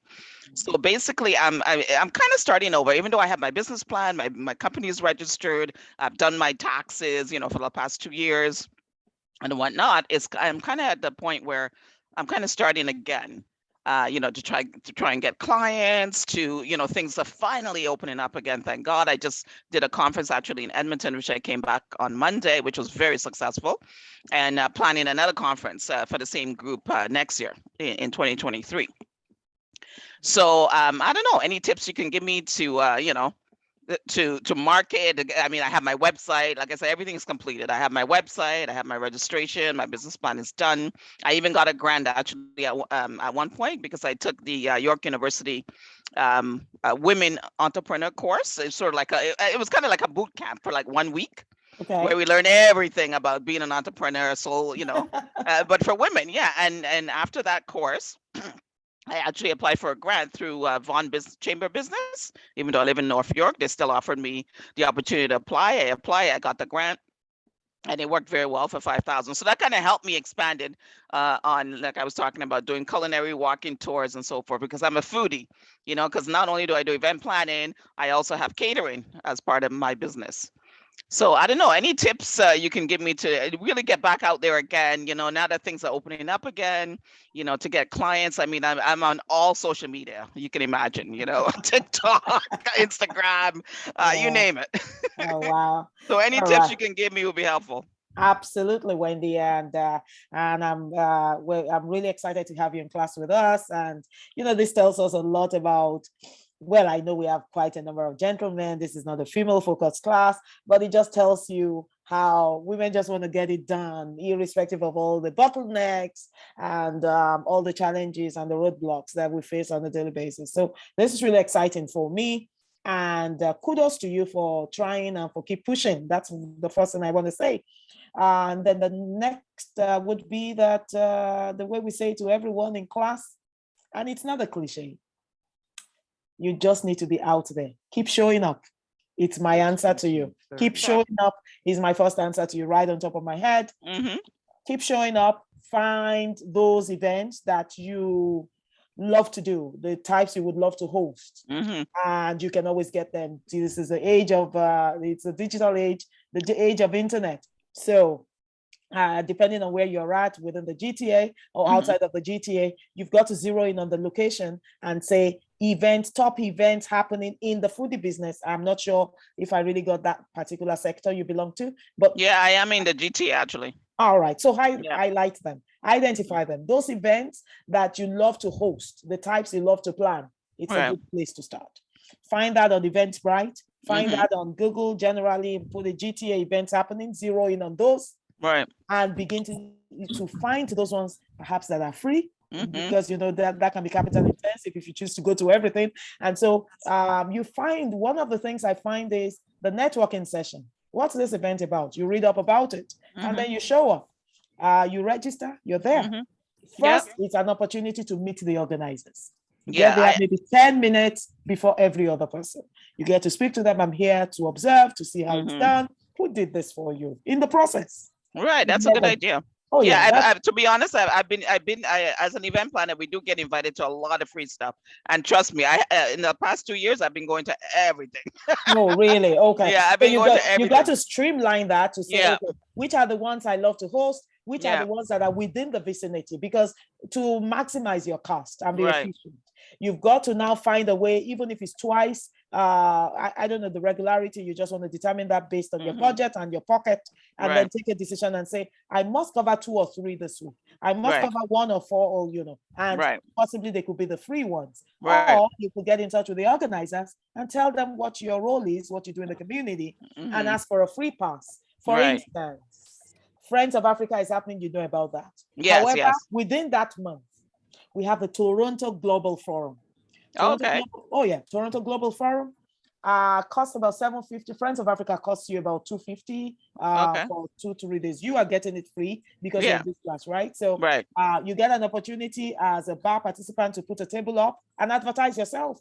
That's really? Okay. specifically for bar only. Oh, Costs, okay. oh yes, that's a $150 cost. That's why I told you it's about in total $125 first day, $150 for the table, Okay. $85 for networking. But it's a whole package, about $400. Done that way. But you get it for free. Then we know. I think you need to mute yourself if you're in the class. Yeah. And where can I find that this information to apply to get a table? On the website? You just need to send an email to Matthew. She's in charge of all the tables. Okay. Yeah, so it's a good opportunity. People are putting up what you call their roll-up banners. You have 70 businesses. You have about 70 businesses in the room for that day, and they have a flowway. And so if you have an event, that will host even 250, but I mean, some of the events we're talking about is upwards of almost 1,000, right? So there will be somebody walking up to your table. There will be somebody asking questions. You have your business card, you have your flyers ready, you put that there. And the roll-up banner has to be very clear what you do, name of the business, telephone number. This is the opportunity when you get that. Then Toronto Global Forum. Thank you for that. Yeah, I didn't know that we were able. That's part of it. Actually, I have a fantastic banner that I created last year, which I take with me when I go to trade shows and whatnot. For sure, I would. Yeah. Oh, okay, excellent. I will email them. Thank you so much. I'm not gonna keep talking because somebody else can go. Thank you. Absolutely. Okay.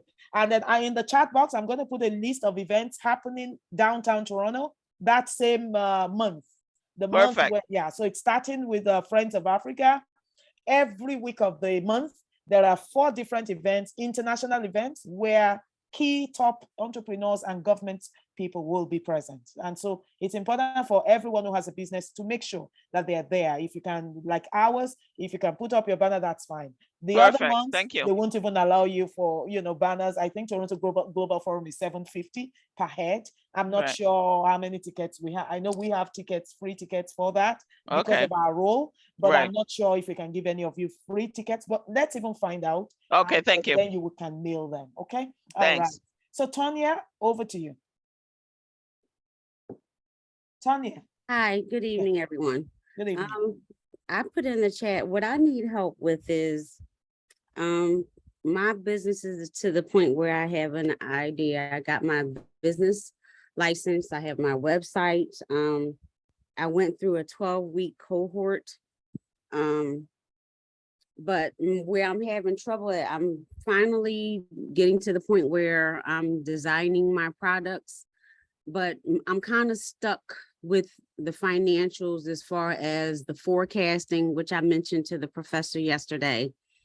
And I think he mentioned something about consumer price index, but I kind of got stuck on that. So I really need to, I have like a business plan that I did with, as I said, the cohorts and even the executive summary, but the cohort was challenging because you didn't really get a lot of one-on-one with the professor to kind of get your questions answered. So as I said, where I'm stuck is my business is about selling greeting cards, and the imagery and the characters will be of Black children. It started out as an idea for looking for a side hustle.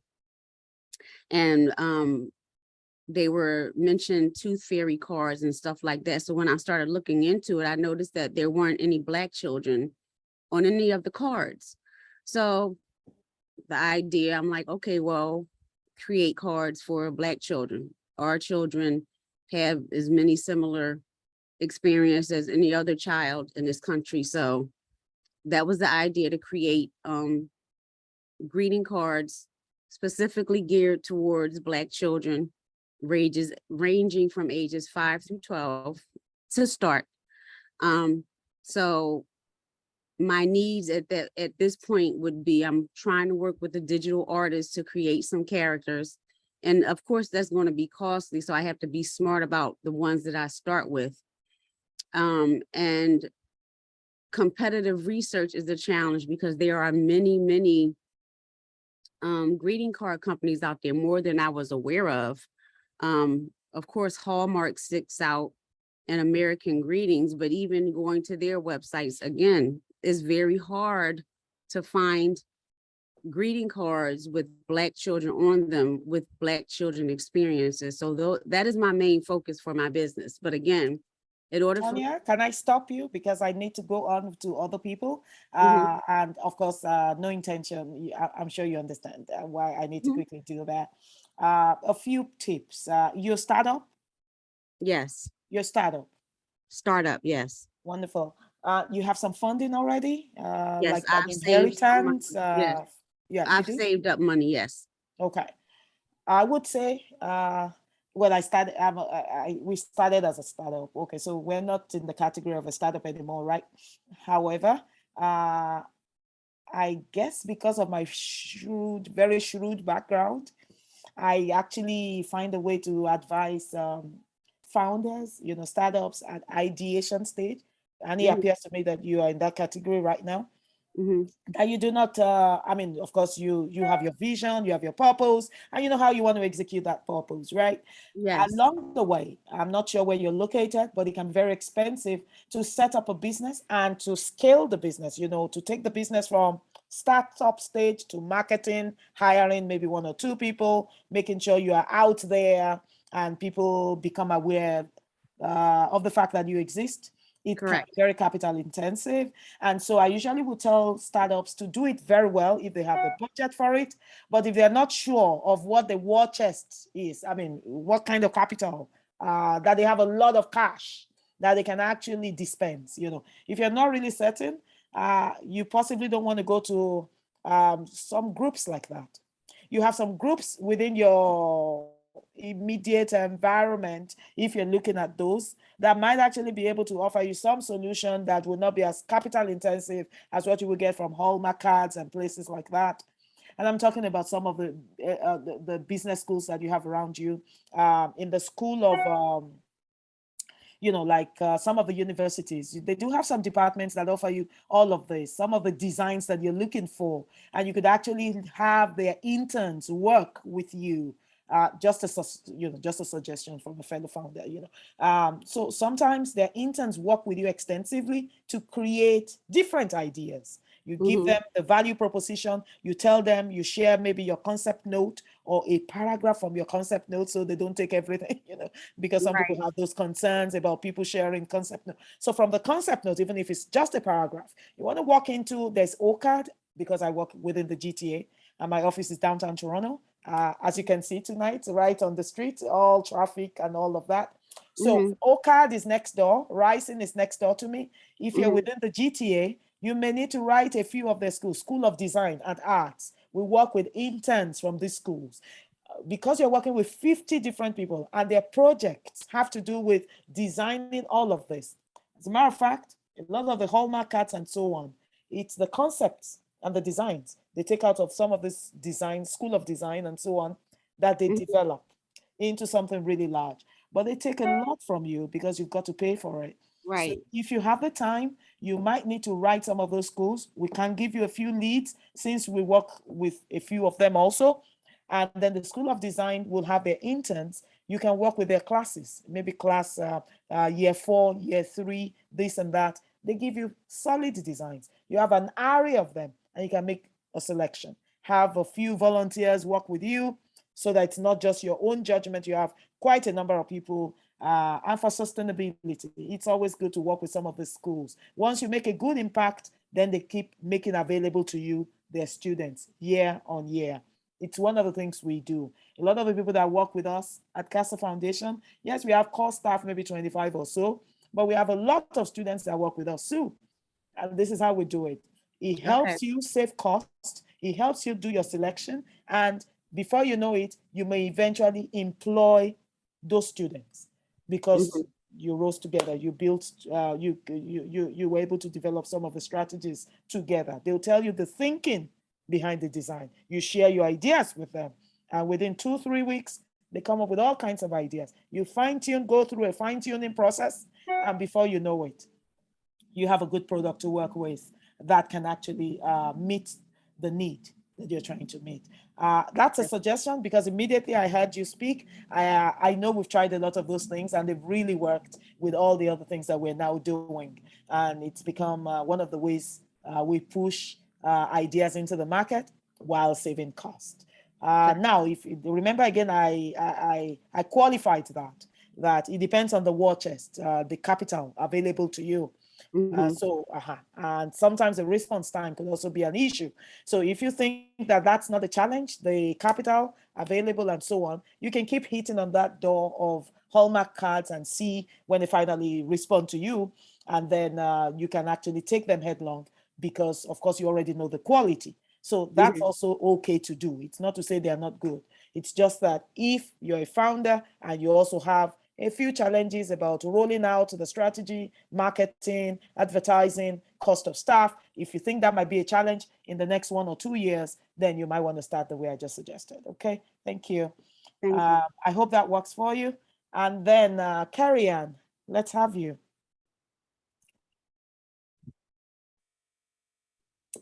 Carrie Ann? I am, yes, sorry, I was, I kind of lost my bearings there. Good afternoon, everybody. So, my business, and I'm a startup as well too, is a kids transportation company in Edmonton.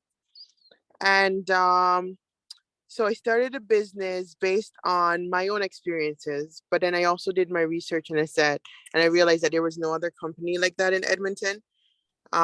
There's one in Fort Mac and they seem to be doing really well. So I am using somewhat of their model as well too, to sort of pilot my own business.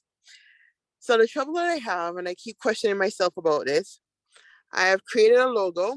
My logo is pretty much my face, a Black person on a van.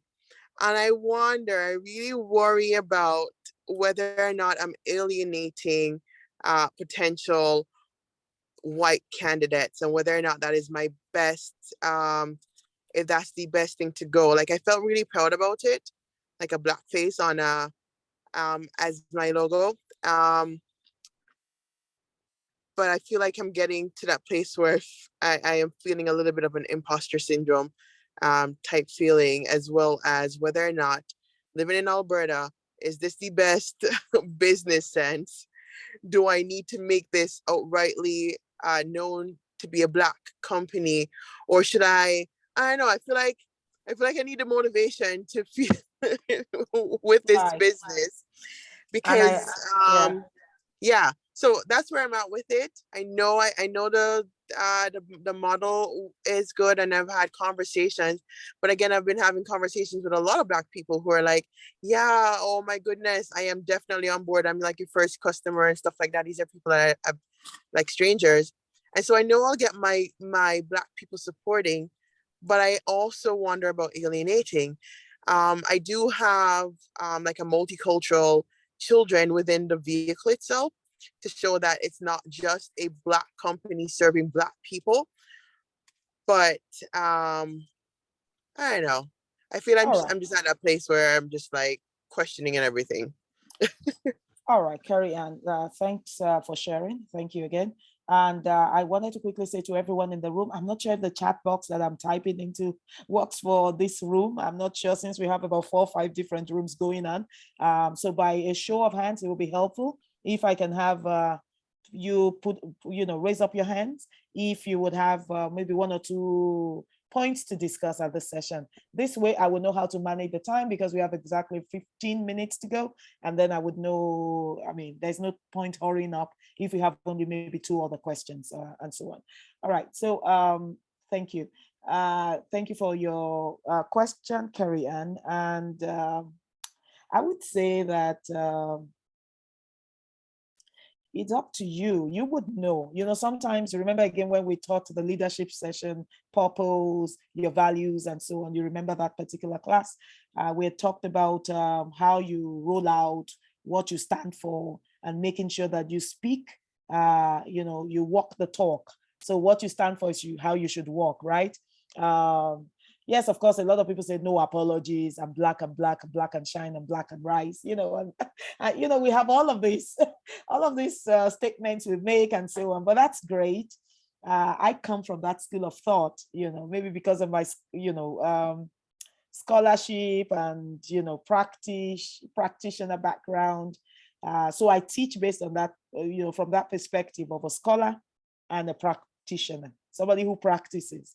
Because I run several businesses, right? So I have learned from my experience from the classroom that in this day and age of inclusivity, and now these are my own thoughts, this is personal to me, so in this day and age of inclusivity, equity, justice, racism, ageism, sexism, all the isms, as you know them, it's important because people have a way of reading meanings into everything we do.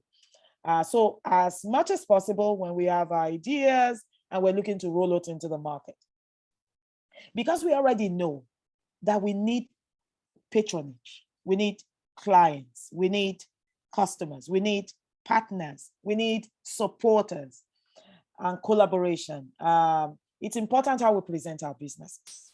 So indeed, there is nothing wrong with presenting yourself as a Black business. After all, we have Black organizations, Asian organizations, depending on what we're looking to promote. But then the logo, I think the logo itself is one aspect of your brand or your branding or brand that speaks volumes. So you want to do that carefully based on your conviction.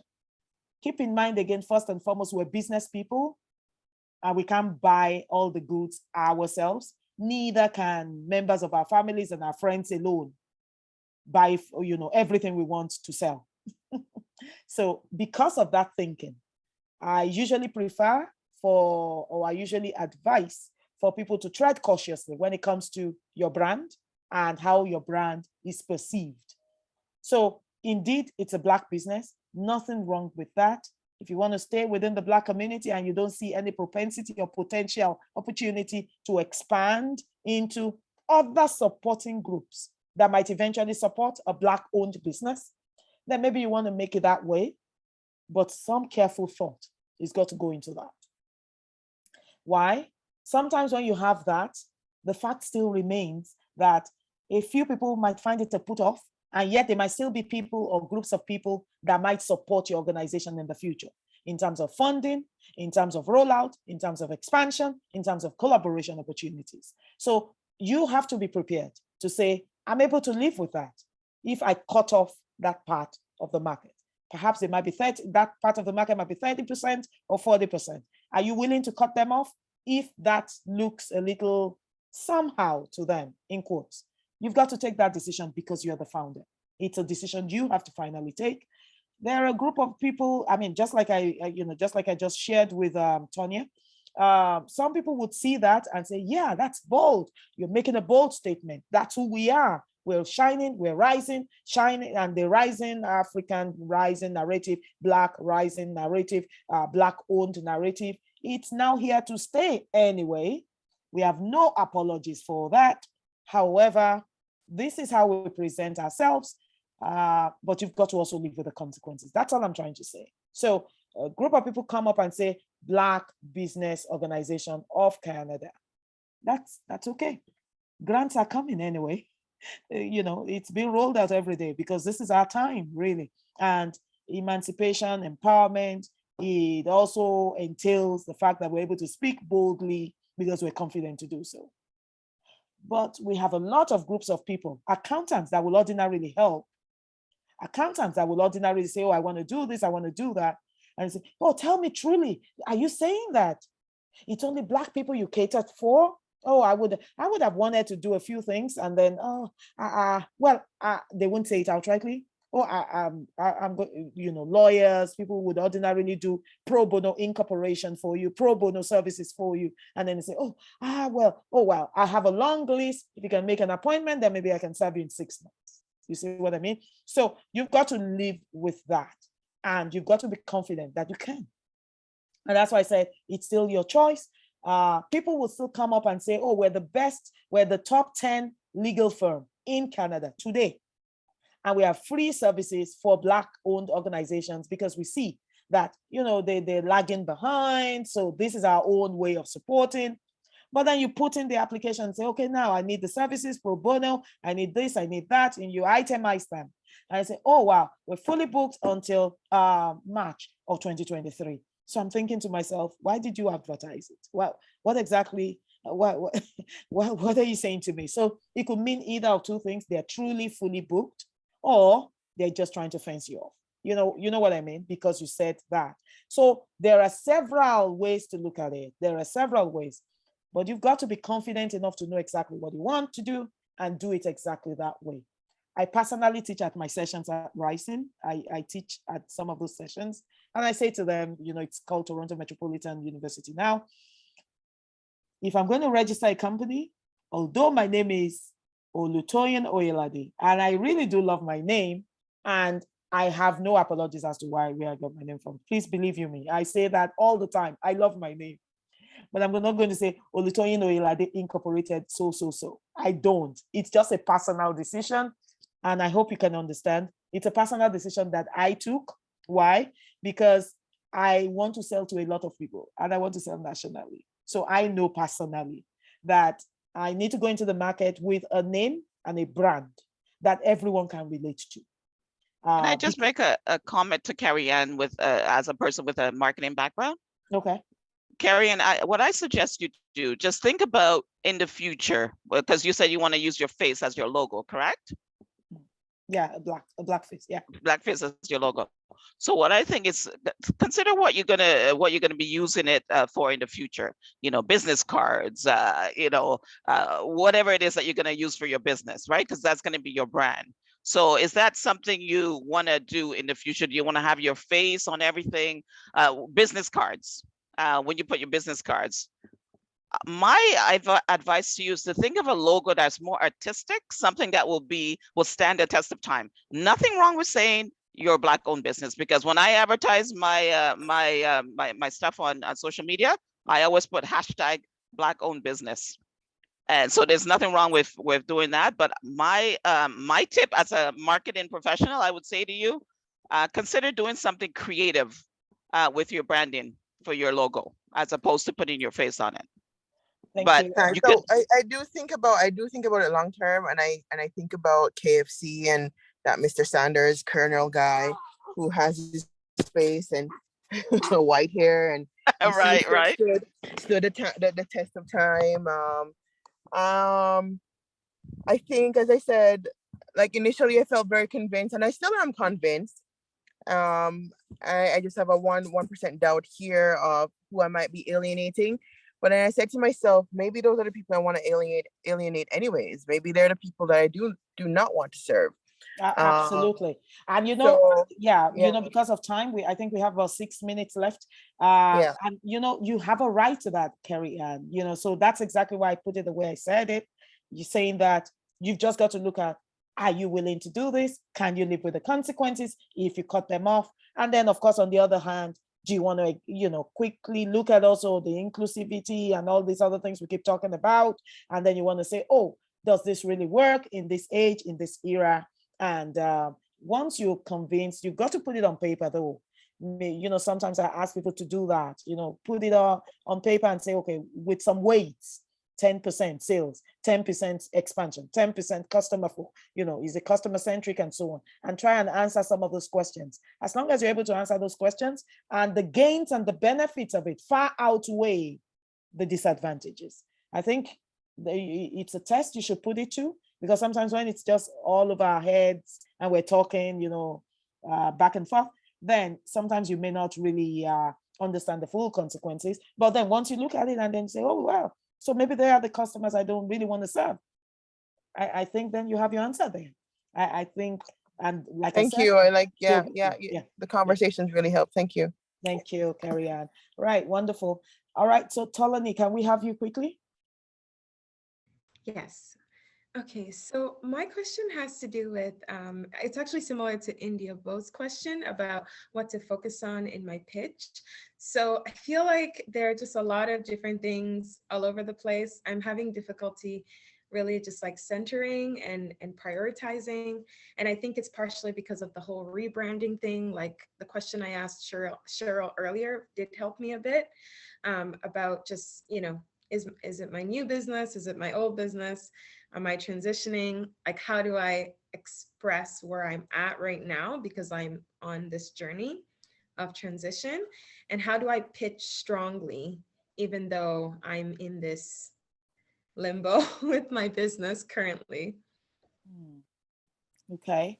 And I'm sorry, I didn't actually get that question. I wasn't in class at that point, I guess. I'm not sure. But anyway, if you're in transition, maybe the question I should ask you is transitioning from a corporate career into the business space, or one business to the other?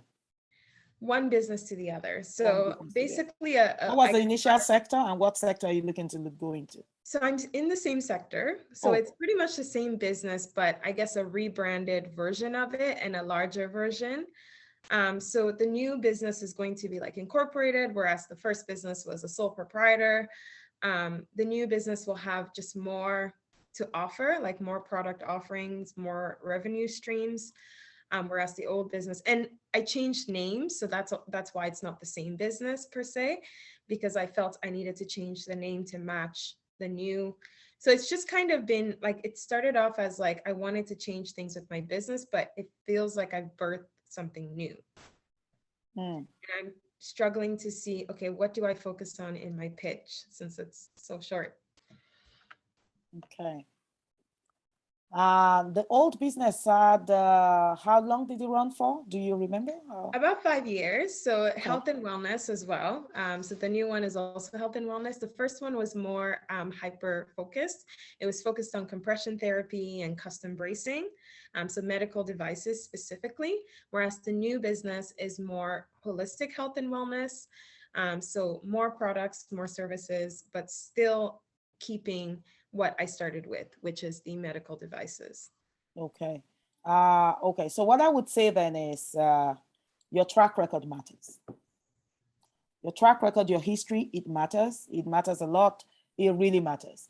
And of course, keep in mind again that you have a lot of groups at ideation stage, startup groups coming to the pitch. You already have an advantage. The advantage is the fact that you've done this for a bit. 5 years is not a joke at all. Neither is 2 years, so you need to come into the room and talk about your track record.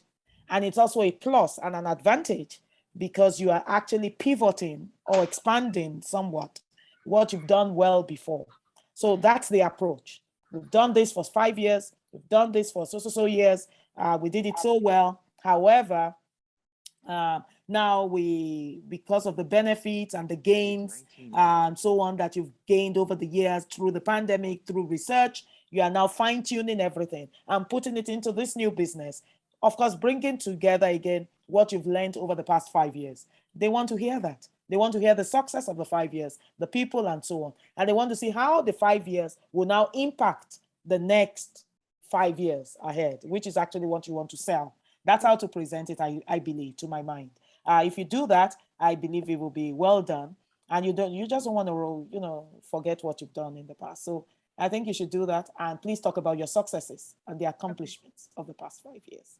Okay, thank right? you. So I think that brings us to the end of this session. But I'm sure we'll be meeting again at some point. Yeah, so please, let's go back to the main room and enjoy some of the pieces of information they'll be. They say no. So then I'm out this money and I don't know what to do next. That's my fear. So Odoy, Cheryl, would you mind answering? Claudine, please. I'm sorry, I didn't hear. I was just coming on. What was the question? Okay, so I'm about to register, I guess, for in being able to pitch, you have to incorporate the business. Yes. So to pay that $400 approximately, and then I need like $100,000 to $150,000. So Mhm. my fear is to incorporate, spend the money, and then go to ask for a loan, and then get declined. Okay. And then I'm out this money. Maybe I'm Yeah. overthinking it. You're overthinking it, and you're not giving yourself the confidence of the success of your pitch. So one of the things we're looking at here is $400 is going to give you a very basic incorporation online. It's not going to give you a minute book, and it's not going to be appropriate for long-term business planning. So it's good for the short term. It's not good for the long term. If you're going to do a proper incorporation, it does require a lawyer. And I'm pretty adamant about that because I've seen the history of people who do not have minute books.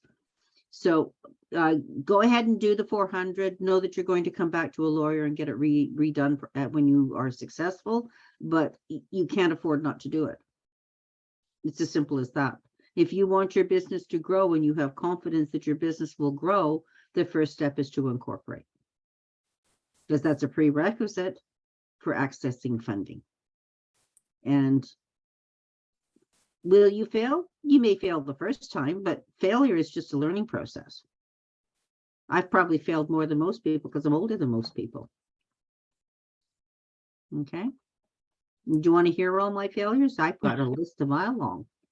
I could hear some. I don't mind.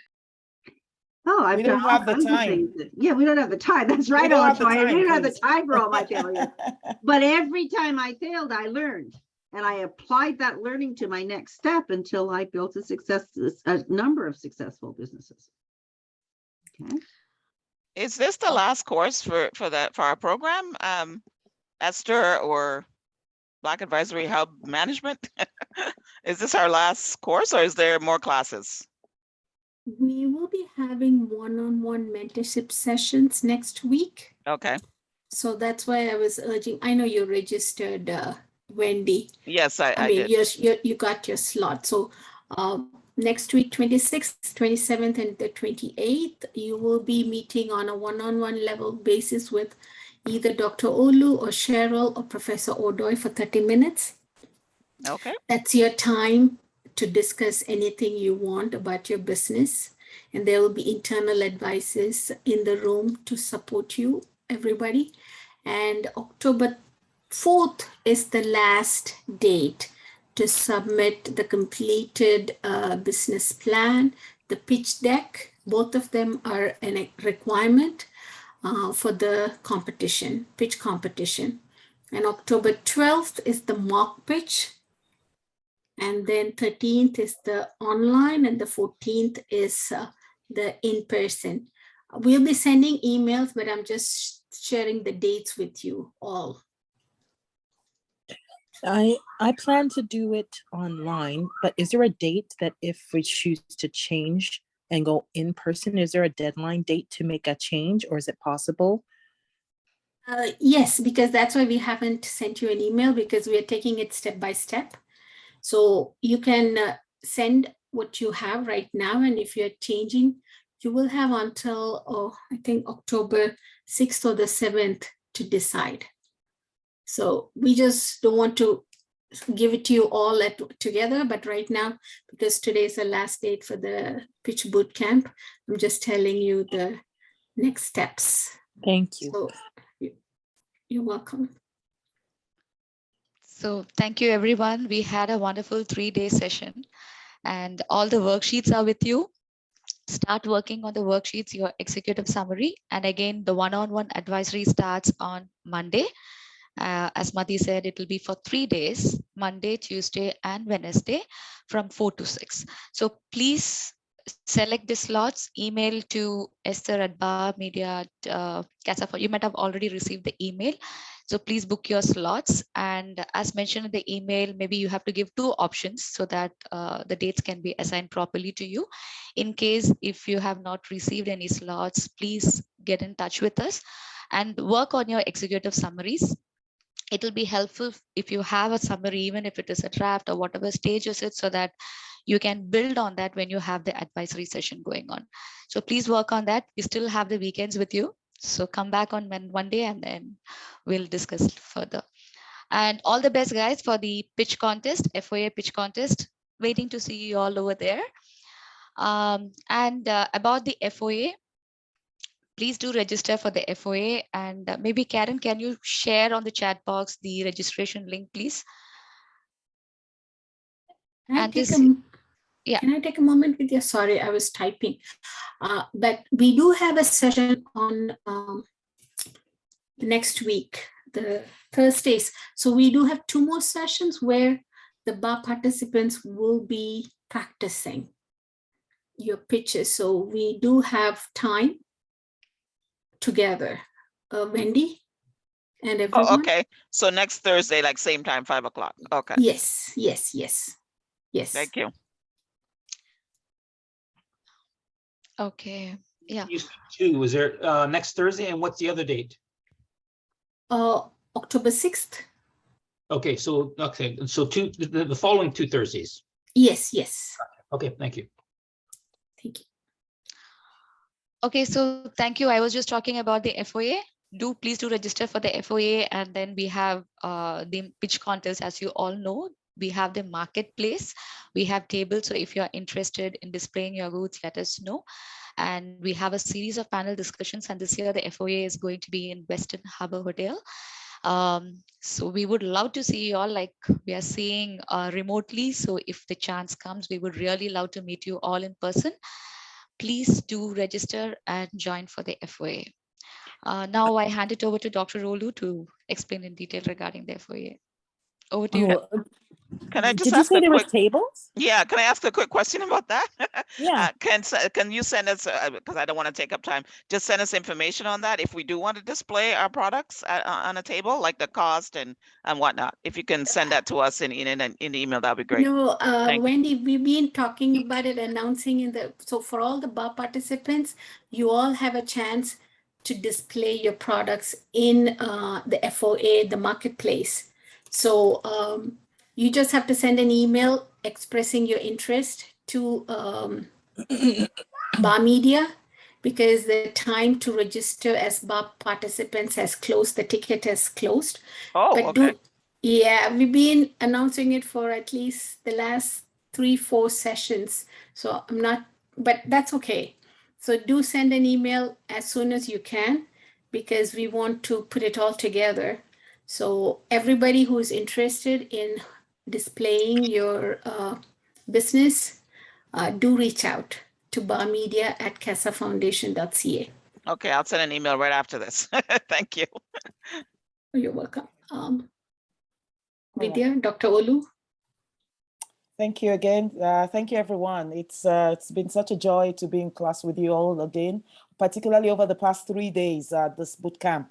I just wanted to quickly say, a shout out to my colleagues, the faculty, Professor Odoye, Cheryl Bedard, and now Chioma also coming and joining us. It must be very late where Chioma is joining us from, so thank you so much, all of you, for coming and making sure that our cohort members are prepared for the pitch session. I'm really rooting for you guys, I'm really rooting for you guys, because cohort 2, for some reason, I think Matthie's been saying to all her colleagues in the office, Vidya is just getting to meet a lot of the people in cohort 2, but she has Vidya, our program manager from EP Academy, which is the incubator. She has this wonderful group of women and so on that they've actually been in class with her too. But Mattie kept saying, look, you just need to meet cohort 2 members, very active, always willing and eager to speak. So I think Vidya found it at some point a little odd when she kept, urging and urging and urging, asking all of you to speak. And I remember coming into class tonight, as a matter of fact, and I asked her, oh, you must have about 7 people ready to speak and share. And she said, oh, yeah, well, look, they were really happy and they were excited yesterday after Chioma spoke. But then later on, I think David just wouldn't speak. She said Peter wouldn't speak. She actually gave me the names. And I said, oh, wow, what went on? And she said, okay, I think they're still preparing. Okay, so don't worry, they'll get there. So anyway, I just wanted to say to you all, well done for taking the leap of faith. Sometimes these things are really hard to do. So it's not that we do not understand that sometimes it could be a little, difficult, to come out there and put yourself out there and begin to speak off the cuff. What is important at the end of the day is that you need to show up, stick out your neck and try. Show up, stick out your neck and try. And so for the next sessions on Thursday, and I'm not sure what you have, and I'm not sure, what's happening, but I know we do have this advisory session. And based on that, we will also get to meet with you one-on-one. So 30 minutes for each one of you. Make sure you take advantage of those sessions. The few things that you were not able to share, generally speaking, at the session of tonight or during this bootcamp session, you have another 30 minutes coming up. But more importantly also, or equally important, is the fact that for those ones who are at that stage, their status right now is 50% completion of their business plans. We definitely need to quickly pay attention to that. So we're going to have, I'm going to, have a discussion with our professor and see how he can help us out here. So we'll be reaching out to you once we have a meeting of minds with Professor. Once he's able to help us, arrange something special, then we'll see what we can do. Okay. So that's how we would, that's how we'll put that to you tonight. Now, on a final note, well, of course, I'm still going to join your class. I'm not sure if I get to speak though, if they allow me, but I'm using this opportunity since I have the power of the mic right now to say, don't miss Friends of Africa, the alumni session on the 14th. Of course, yes, you have the marketplace, which is being chaired by Cheryl, and then Matthew is also at the marketplace supporting all of you and so on. Don't miss the marketplace because you're going to get to meet a lot of connections and so on during the marketplace session. But the alumni night for you guys is a very important night, and I don't think you should also miss that. So if you have an opportunity or you have some connections and you can come into Toronto, make sure you're able to do that on that night. You get, some of you get 1 minute, 2 minute sessions to quickly get on stage and introduce yourselves. And the power of actually doing that before an audience of, a large audience actually is always very impressive, and it's always something to look forward to. So take advantage of that opportunity, come in there, do the little that you can do, and showcase your goods. You don't know who is watching. You don't know who might be interested in not only supporting what you have to sell and your ventures in the future. Definitely, I'm sure Matthew will confidently say she has over 500 people already, not from bar, you know what I mean, not from your cohort, but generally speaking. So it's just an opportunity to get to meet those types of people that you won't see readily or you won't have access to. So that's the important part of it. And I'm going to wrap up based on that. We're all going to be there. You get to meet all of us and all the people that have been teaching you over the years, at least in this last 1 year, you get to meet all of them too, and yourselves. On that note, I am pleased to wrap up this cohort, the bootcamp session for cohort 2. Make sure again you invite cohort 1 members. I saw that in the chat just now, and everyone is welcome to come as long as you're an alumni. I can't wait to see you all again in class on Thursday. And Matthew, it'll be helpful to send a few links to them. And if you can speak to maybe some of the organizers of this, maybe they'll open up a few things for them. I know you said it's closed. Who knows? Maybe if you still have 5 people, you might be able to help them. I guess that's the power of the advantage of being in class with you. So just give them maybe 1 day, and tell them that 1 day. Open it up again for them. It's because you already have more than enough people. That's why it closed. Open it up for everyone, just 1 day, but determine what that 1 day would be. And once it's the end of that, they close it up again, okay? All right. Thank you, everyone. Let's have a wonderful evening. And thank you again to all the organizers, Vidya, our program manager from EP Academy and Entrepreneurs Point, and the Black Advisory Team, Matthew, Esther, all of you, thank you. Thank you, everyone. Thanks, everyone. Have a Good nice night. evening. Good night, everyone. Good Hi, night. All right, everyone have a blessed night. You too. Bye-bye. Take care Did now. she say the in-person pitch is going to be in front of 500 people? Oh, no. It's Okay, it's a I'm sorry. I total was number. confused. Okay. No. Yeah. No, it's going to be a limited number because Okay. it's a series of events. So it's Okay, not in front of 500 people. No. She was talking about the networking event and everything. So okay. yeah. But do check the Slack because that's where I'll be sharing the Eventbrite link. Okay. But Now, go ahead. I've seen the Eventbrite link so many times, the FOA, and I've signed up, but I'm not quite sure. I did not notice or see anything about the tables until now, and that there was a fee for that. So I definitely sent an email about being interested in a table. Okay, as a bar participant, you will not be paying anything. So that's the advantage. Okay. But do look out for the link. Okay. But also do write to Bar Media. I did Esther, that. who's right here. Okay, So, thank you.